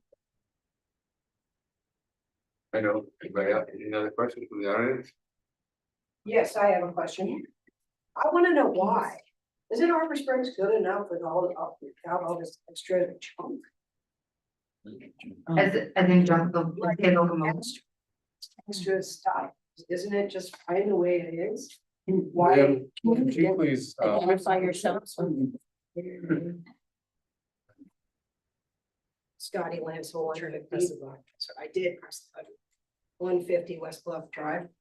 I don't understand why we're doing all this extra. What's wrong with Harbor Springs the way it is? I don't know why we keep adding stuff to it. Are we happy with just the water and the beach and the trees and the beauty of it? That's all I have to say. I guess I have a question that maybe ties in with that. What is actually included in the phase 1 ask that you're talking about now? So phase 1, now go to the visual, I think that's easier. So phase 1 would be the path to Judd, the path to the stairs to Main Street. Okay. And the landscaping and a sign for Shea Park. There's no sign there currently. 22,000 to do all that or to get the plans for it? To do all of that, 30,000 with plans and doing it. Okay, and we've agreed on the stairs. I know there was some discussion before about whether we needed to do the stairs or not in the first phase. And I guess I wasn't clear. If I could address that, the Parks Board had lengthy discussions too, and Okay. We were all in favor of it. We think it's a good idea and it provides a connection up to Main Street and for people that are walking to the park from the north. Okay, so and my other question is, I mean, the idea of putting the locomotive in the park was the suggestion from the Historical Society. Is that correct? Correct. So that is their locomotive that they're putting in that. Correct. In that spot, and that's all at their expense, correct? Correct. Okay, and there's no cost to the city to maintain that. Yeah, to clarify that process there, yeah, the Historical Society, we already approved the locomotive at the Shea Park. Council and the Planning Commission requested to see a plan to tie the locomotive to the AHA, sorry, Michael. oh, no, I also believe that, maybe refresh us, on Moran, Ironworks, role with the refurbishing of the locomotive as well, Rachel. That might be helpful for our community. Yeah, so I can't speak too much about that. That's more Kristen Baylog, who runs the Historical Societies Department. But yes, this has been an ongoing project that she has fundraised for and worked with students and a very highly intelligent individual to restore this Shea locomotive. And where you see it on that form when we brought it to council is actually historically where the train track came through town. So it's actually a very important historical piece to the city, I would argue. And then the planning commission, as I said, asked for parks to connect the pieces, so it didn't seem. And it kind of takes, we kind of have a historical corridor in that area. We have the Blackbird Museum, as we know, the actual Historical Society, the Shea House, and the AHA boat, now in Shea Park. This, you know, is, I think it's an incredible endeavor to recognize the roots and history of our community and a great cultural benefit to not only visitors to our community, but to those who live here as well. So I think the concept is great. We asked, I want to thank the park board because we tasked you with something to put together a comprehensive plan for Shea Park, and I want to thank you for doing that. I've listened in on a couple of the parks meetings, and you've had some good discussion. I guess I will reiterate kind of what Kathy said. It sounds like the steers were something that was agreed upon by the Parks Board. So when you said that total ask is 30,000 at this point, and that was with a little bit of a cushion, does that include the steers or Yes. not? Yes. Okay, and I was under the assumption also that there was a private donor There, that approached. so there is, Okay. but I think the idea of this meeting, I'd like to assume there isn't a private donor, just 'cause that's not been solidified, and it's best to play it safe. In this stance, I'd rather ask for the 30 good grant donations and not spend it versus going back to council and requesting more. Has there been also thought of putting in a more natural step system using perhaps flagstone and natural steps coming down? So or does the design definitely have a, you know, cement concrete rail? Base could pull off concrete, but once we get into the planning and it goes to the planning commission, we have an engineer who can do those visuals. We could investigate other options. Our thought was, I guess if I could add to that, maintainability and longevity. I have 40 years of experience in hardscape stuff, and concrete is great. One other thing to add, Kristen Baylock mentioned there's a railing that goes along the sidewalk on Main Street. And they see that as a very key part of the history. So we would take that and simply wrap down the two sides of the stairs so that that part of it is preserved. So I just wanted to be sure, so the 30,000 is assuming we get no money.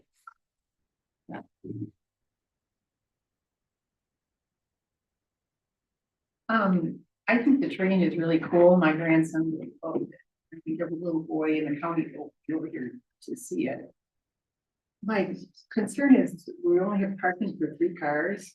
And unfortunately, we are a winter community, and while we talk about walkability, the reality is we all drive. So can you find any way to increase the parking there? So that has been a discussion, and that is a really good point. We did talk about it a couple of times at the Parks Board meeting. We deemed that it may not be this phase. Maybe see how the park is used, and maybe speak with parking more better parking professionals than myself to see how to expand the parking. And then my only other, you said that there's no cost to the city to maintain the train, so the Historical Society will be maintaining it to perpetuity. As they do with that, yes, the city is not. And the the pavilion's gonna be fully funded by the Historical Society as well. Correct, they're currently fundraising, I can't tell you where they're fundraising, but I know they've received. It's happened fairly quickly, because they wanna protect what the students have worked so hard on. And Rachel and Lucas has also talked about making some kind of contract with the Historical Society to guarantee that that never falls on the city. Yeah. And so I'd like to see you go after more donations, only because in 2022, we told the citizens of this town that we couldn't afford a police department. We didn't give them, they didn't give us a mill. So they did, and to now say, well, now we have so much money, we can spend $30,000 on a train, seems disingenuous. And I'm sure in the city, and the fact that it's a really cool train, you shouldn't have any too much problem. I think that the discussion mainly that we have to have today is, do we want this plan to go to engineering? Not necessarily the finances, because I think that we can approve of the finances during budget season. Yeah, we're certainly not asking for an answer. Right, we don't have to approve of that today. Yeah. Yes, it does come before us again for final approval. I would imagine that, this could appear though in, the capital improvement plan that will, that's going before planning commission and that we would see. Yes. It's in the capital improvements plan. And the planning commission is reviewing that this Thursday, then it'll go to city council along with the budget in December. So council will have the opportunity to discuss it as a capital improvement and as a capital improvement project as well as part of 2025.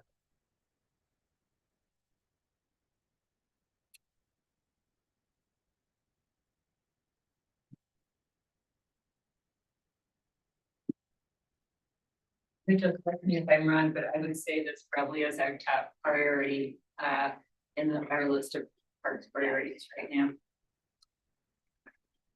Mostly because the locomotive is scheduled to come in and we'd like to attach the components for aesthetic and accessibility.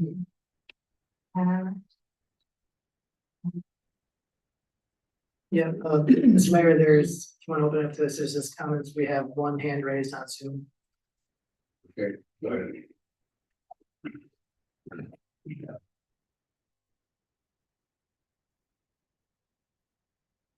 Catherine?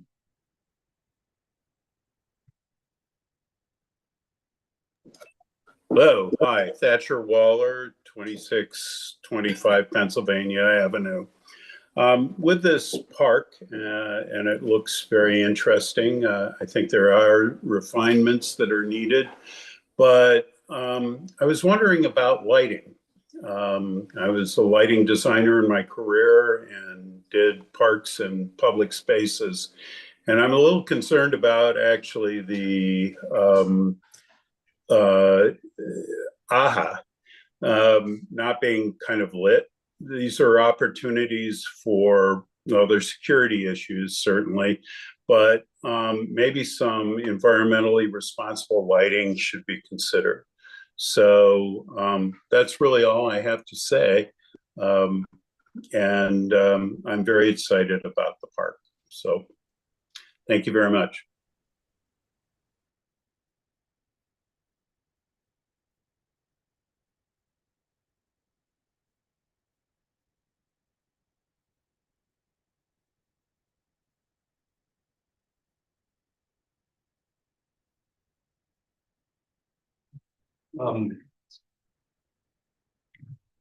Mayor, do you want to ask any more comments? Any more comments on the park? Good, bad, or otherwise?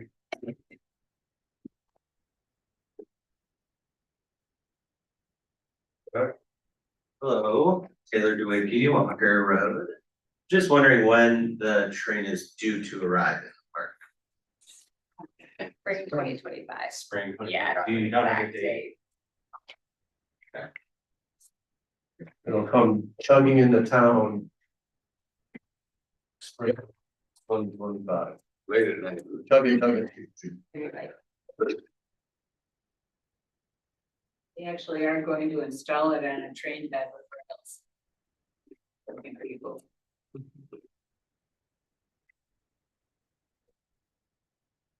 Well, I'd like to make a motion that we approve the plan as presented to and send it on forward for the rest of the process to planning commission. As detailed in Rachel's presentation. And Dan's presentation. Do we second the motion? Do you want confirmation on what that I'm means? slightly confused because I thought it had already been to the planning commission. So the planning commission discussed and reviewed the locomotive and the pavilion.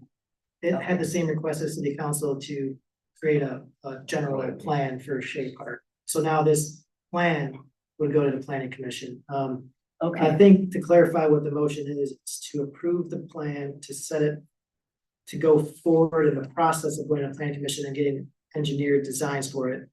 And then the city council will determine the budget during the budget season. So we're not approving necessarily the budget for it, but just the next step in the process, which is to get the engineering designs. is that, you were, okay.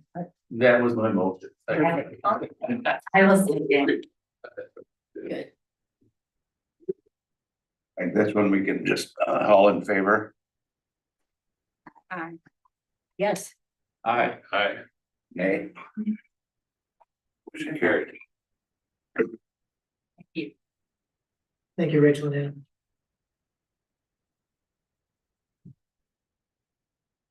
All right, we can move on. City manager report, I'll do this really quick. We do have council members appointments to the boards and commissions to do after this. Just to remind people, leaf and brush pickup will continue as weather permits. The weather is probably gonna start changing really soon. It's a little unseasonably warm, but the guys have been busy out there getting in the leaves, so it was hunting weekend last year, so opening season, so. You'll see them more out again. We did mention these microphones. We are still working. I heard some static back there, so we're still working on trying to get the best speaker for it, but I hope it's an improvement over having nothing. We did receive not that much economic development strategy public comment, so we did put a survey on economic development strategy that we're working on. So please go ahead and take that survey. It's just talk about our goals. And we also just put together a zoning code survey in case the planning commission decides to move forward with updating the zoning code.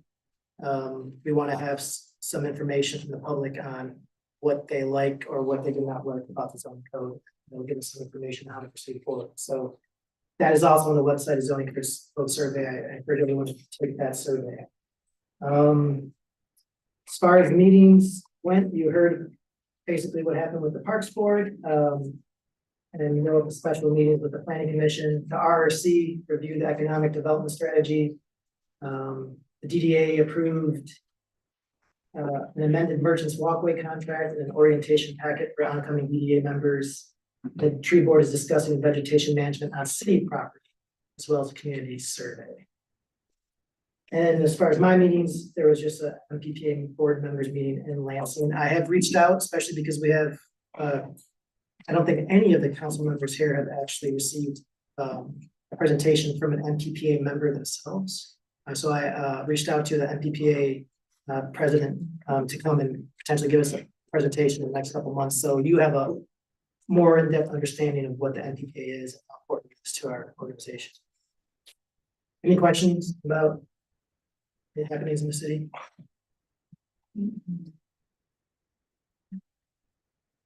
All right, Mayor, we want to move on to 5A, which is the council member appointments. This is appointments for the council members who sit at this board. Any public residents, citizens who are interested in serving on a board and commission, please submit your citizen application. Council will make those appointments at this December 16th meeting. Those terms will start in January of 2025. And I propose tackling each of these boards one by one, only because they all have a unique way of appointing a council member. So they're not all the same in how to appoint a council member to these boards. So I think it's very important to tackle them one by one. So we are following our bylaws and city ordinance on how to appoint council members to these boards. The first one is Harbor Commission. So the Harbor Commission requires either the mayor or a designee, a mayor's designee to serve on the Harbor Commission. It does not need approval by council, and it does not have to be a council member. So this is Mayor Graham's choice for someone to serve on the Harbor Commission. I'll serve on the Harbor Commission. If, So, Mr. Mayor, I served last year on the Harbor Commission, and I'd be happy to do it again unless that's something you really want to do. It's obviously at your discretion. I've been on it. Okay, so you want to do it. Okay, thank you. Okay. Want to know that. the DDA, the mayor must serve on the DDA. There's no designee, so that has to be the mayor. So, you're on the DDA. All right, for the Parks Board, the mayor appoints a council member and a majority of the council must approve that appointment. So, Tom, you can appoint someone to serve on Parks and then. You might want that job. I would take it. You got it. Cool. We'll get all in favor. Nick, if you want. Yeah, we have to get a majority for that one, so all in favor? Aye. Aye. Opposed? Jamie, it is. All right, for the planning commission, anyone on the council can make a recommendation to appoint a council member to serve. A majority must approve.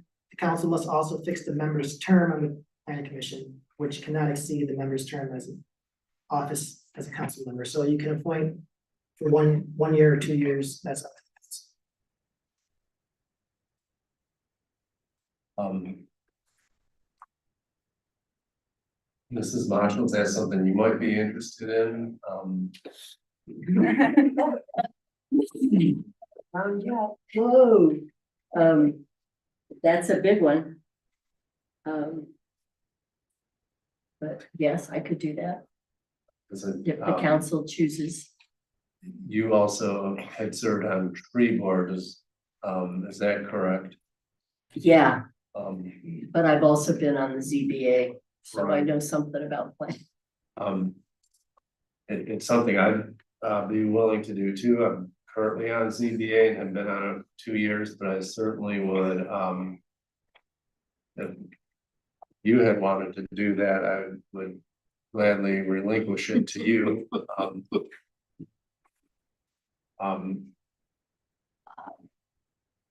Whoa.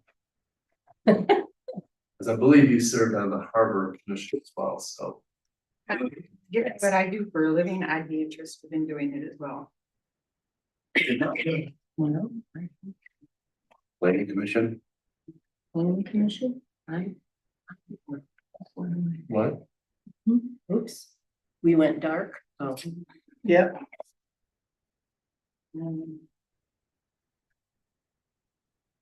So we have to. approve Well, this. I would be interested to serve on planning commission as well. So. I guess, is there 3 of us that have? If you want to do it, I'd like you to do it. I think you'd be good. What part of it? I feel like it's between Michael and Wendy. Okay. Kathy says she'll do it if she has to. Well, I'd be very willing to serve on planning commission. But obviously that's a vote of council, correct? Yep, someone will need to make the motion.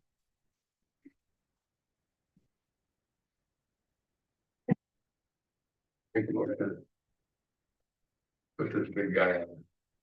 I have a second. I have a motion by Mr. Mayor to appoint Michael Behrman and seconded by Jamie Melky. All in favor? Yes. Aye. If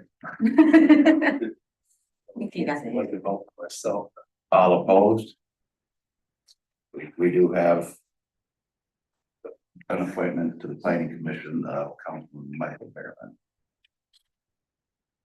Okay, so the tree board, the mayor must serve or appoint a designee. The designee must be a registered voter, does not have to be a council. It could be, we traditionally have put a council member on. So. The mayor. I'll serve it. I'll do that.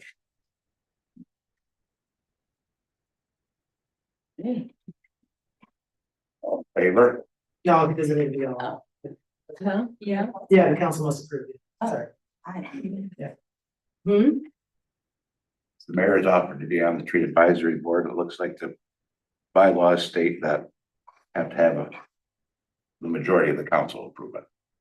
So all in favor for the mayor? No, the mayor, only if the mayor chooses to designate or council. If it's the mayor going on himself. doesn't- Oh, understood. Yeah, I know, I told you these are all different. so. Yeah.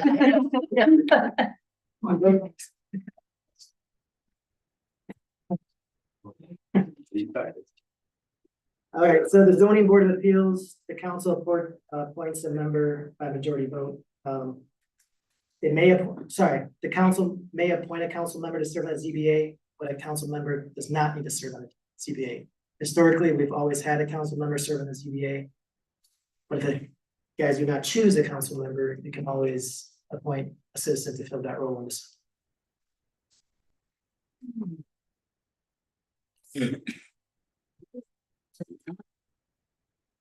Want to be on ZBA? Um. Sure, I'd be glad to be on the CBA.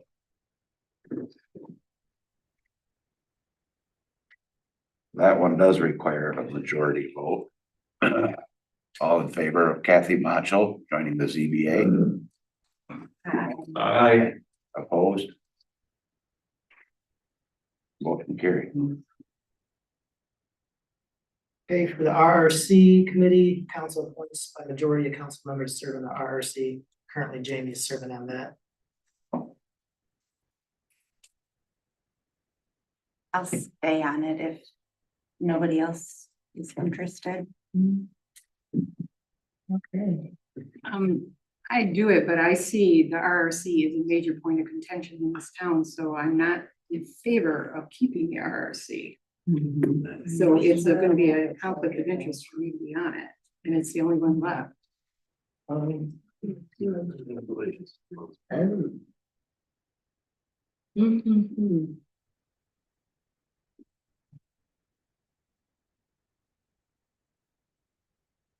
There's always this sewage disposal authority.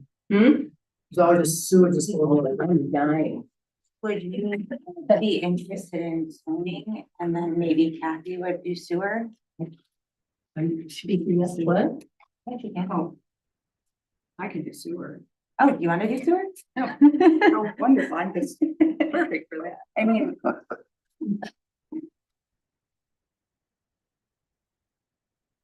So first we need RRC, or we. Jamie, you want to do I'll RRC? stay on it if everyone wants me. All in favor to appoint Jamie Melky to the RRC? Aye. Aye. Opposed? Motion carried. All right, so the sewage disposal authority is a little different one. So the sewage, we are one, as I mentioned in my presentation, we are one out of several municipalities in the sewage disposal authority. And the sewage authority bylaws is what dictates how we appoint council members to, or members to the sewage authority. Currently, traditionally, we have appointed the mayor, the city clerk, and a resident at large. But really, the bylaws just say the city council appoints 3 people who live within 20 miles. So if we want to appoint a council member, that's fine. 2 council members or 3 council, well, can't be 3. 2. But we usually we keep city clerk on there just because he has understanding of finances, and clerk before him was out on there as well. So traditionally, the clerk has been on there. So the mayor, if you don't want to do it, you can pass it on to another council. I don't want to do that. I've been, Did I hear Wendy volunteer? for that one, maybe? I think dealing with shit is perfect for me. last time I was on that board, the engineer that ran it, they froze a big sprinkler system, that didn't drain it and froze up and busted all. Also, I've got myself, So, if you guys are approval of that. I think Since so. I've been there, I'm on the finance committee I think it's a good place for you. and, and then Wendy.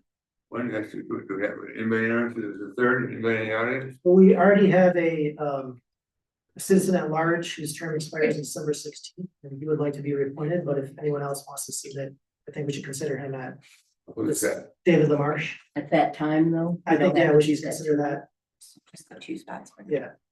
So we would be filling city clerk and councilmember Reed for this. Are we still talking about sewer? Yes. Yeah. I'm sorry.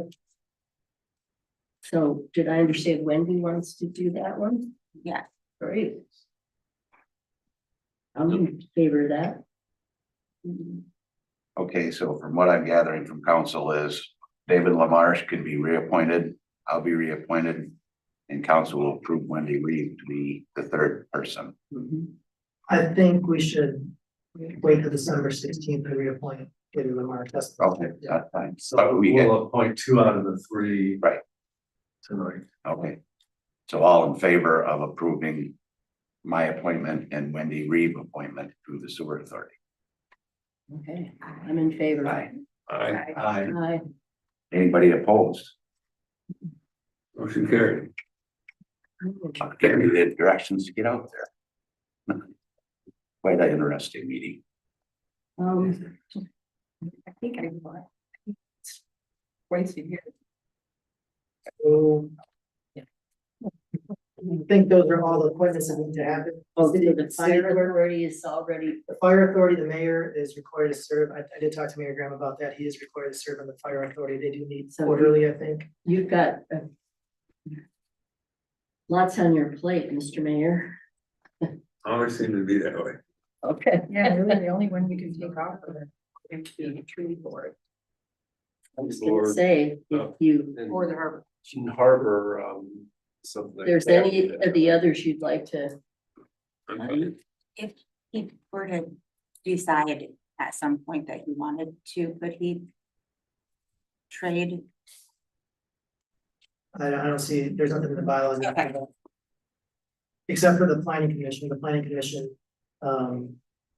that one has to be set for a term, and I don't think we did that. So, Michael, did you, I guess going back to that, are we appointing Michael for a year? One year, okay. So, yeah, The only on the bond is yeah, yes, for the harbor commission, tree board, and DDA, which Mayor Graham will be serving on, if he decides that he doesn't want to do it, of course, he come back to council or. bring the City or harbor. For the tree. Yeah, sorry, for the tree board. Board or harbor commission. Right.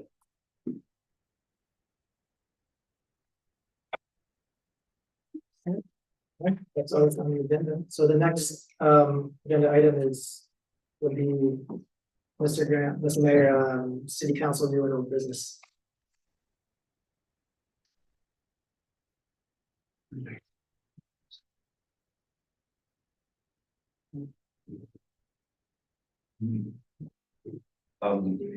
This kind of, I'll say something, I will say something. This is old business. I'd like to welcome Councilperson Reed and Mayor Graham to council. Congratulations on your elections. Yeah, and that's what the councilperson Milky as well. Congratulations on your election as well. And I truly also want to say, Councilmember Reed, I have a great deal of respect for calling out the conflict of interest. Thank you very much for doing that. I have a great deal of respect for that, and asking that someone else be serve on that committee. Thank you. I appreciate you doing that. You had mentioned that you had a conflict of interest because you don't want to see the RRC exist. Yes. And I respect that greatly. Thank you. I've gotten that already. Thank you.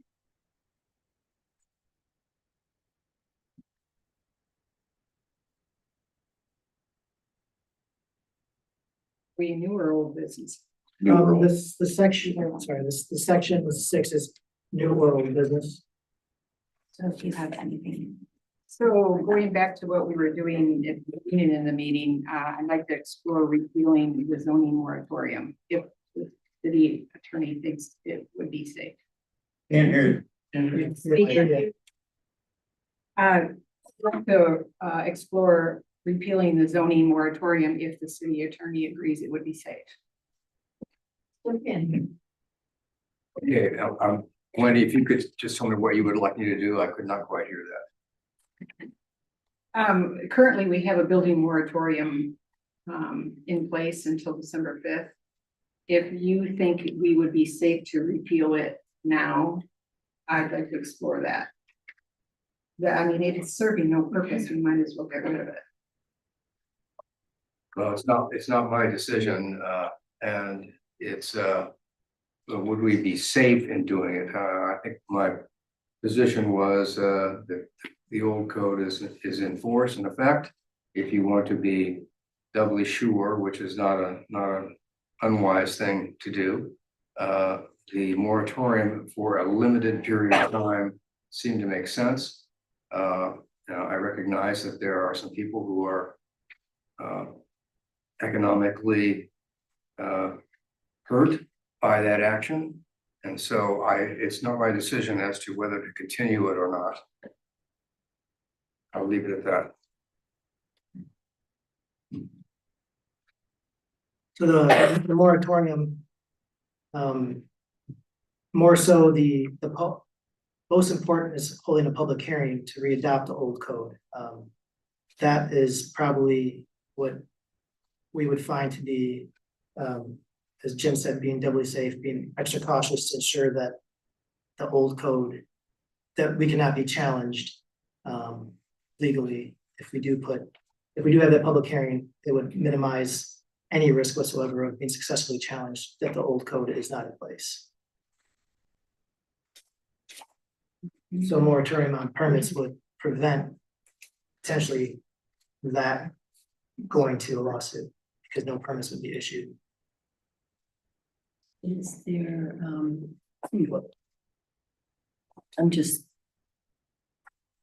I'm thinking, I'm sorry.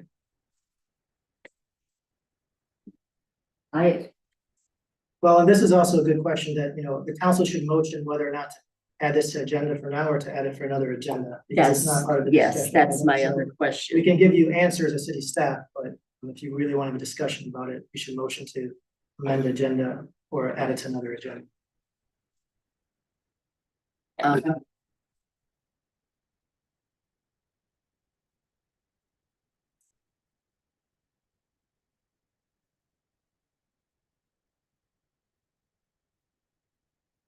Well, I think we need to have a motion to put it on as an agenda item at some point.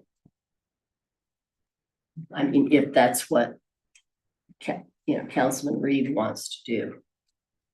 It's my understanding that the planning commission is holding a public meeting on December 5th. A public hearing, excuse me, on December 5th regarding this issue. That complied with the 15 days. And it also included a provision for Thanksgiving being thrown in the middle of it as well. So I'm in favor of letting the motion stand that was, I believe, unanimously passed by the previous council.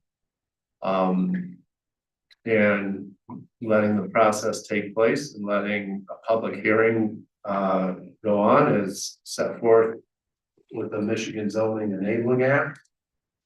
And getting a recommendation from Planning Commission on whether that moratorium is lifted or not, and if there's a plan then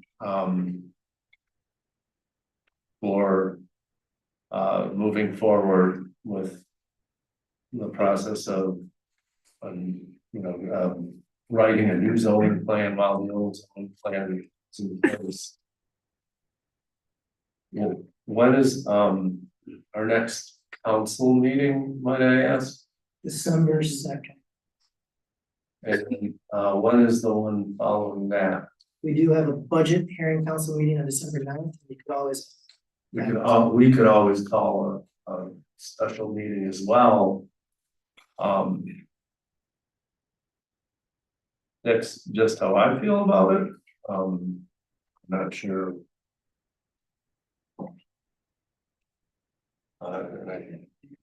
Yeah.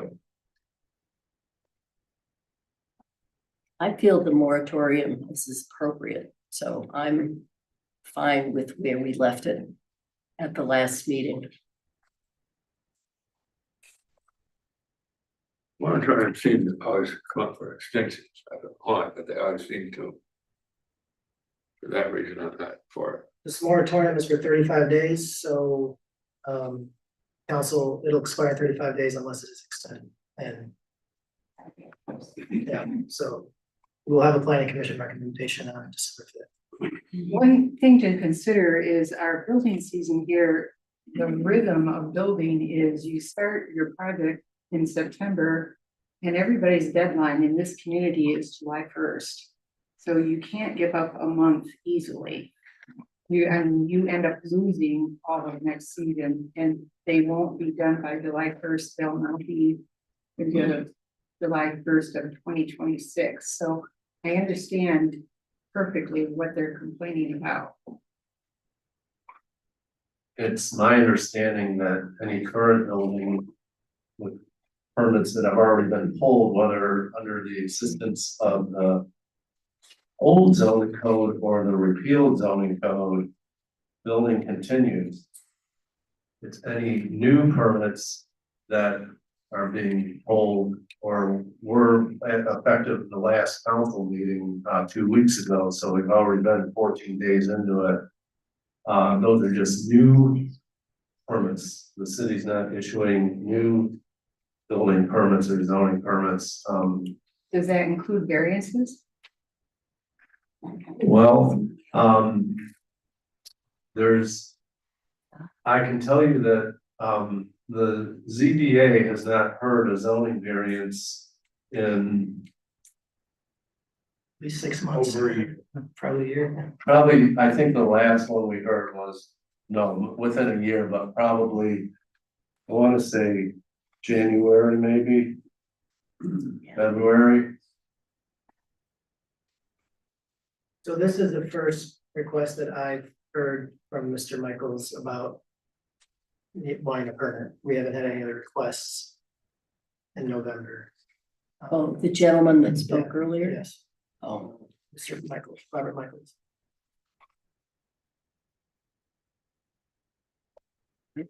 So as I stated, if you want a motion to put it on the agenda, we can, or you can make a motion right now. I mean, this is. But I think these sorts of situations should be put on the agenda so the public is aware that they're gonna be discussed. So if you want to discuss it further, I do recommend it, call a special meeting if you wanted to discuss it. It should be an agenda item. Let's make it an agenda. For which meeting, Mr. Mayor? Second. The next meeting? for a second. I'll second it. Okay. So I've got a motion to place the issue of the moratorium on the December 2nd agenda made by Mayor Graham, supported by Councilperson Reeve. And since it's an agenda item, I'll just do a quick roll call. Can I ask a question first? Sure. When is When is the date of the ending of this moratorium? I believe it's the 12th or 11th. I think it's the 11th, that Wednesday, December 11th. So I do have a motion and a second. I will do a roll call. Michael Behrman, Nay. Kathy Macho, No. Jamie Melky, No. Tom Graham, Yes. Wendy Reeve. Yes. Motion failed.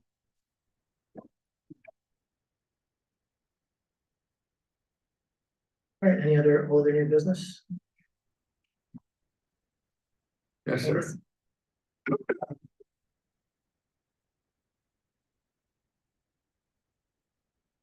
Mark Rondell again. First of all, I want to thank you, Karen, so much for your brief comments earlier, because it addressed directly one of my points that I wanted to make about your review to council of the duties and the council orientation. And that was, I would like to suggest a new board and commission for the city. And that board or commission, or even preferably an authority, would be a transportation authority for the city. So if the city got heavily involved in transportation activities, I think that this is critical to housing and to all kinds of problems down the road in the future. And I think that you were right on, and I thank you very much for bringing that up. Secondly, I'd like to address the bombshell of removing the moratorium. I think that that's a very, very poor idea.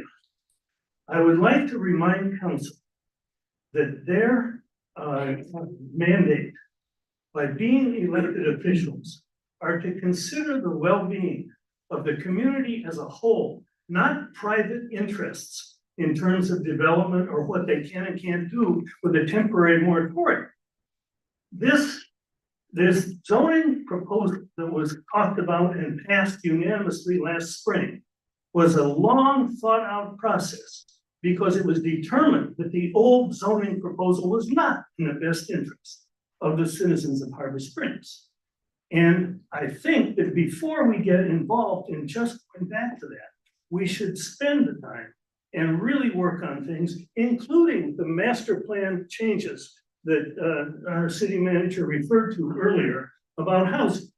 We've got a lot of work to do in this city.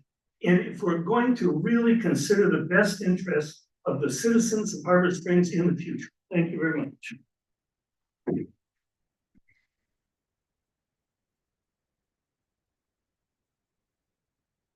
Any other comments?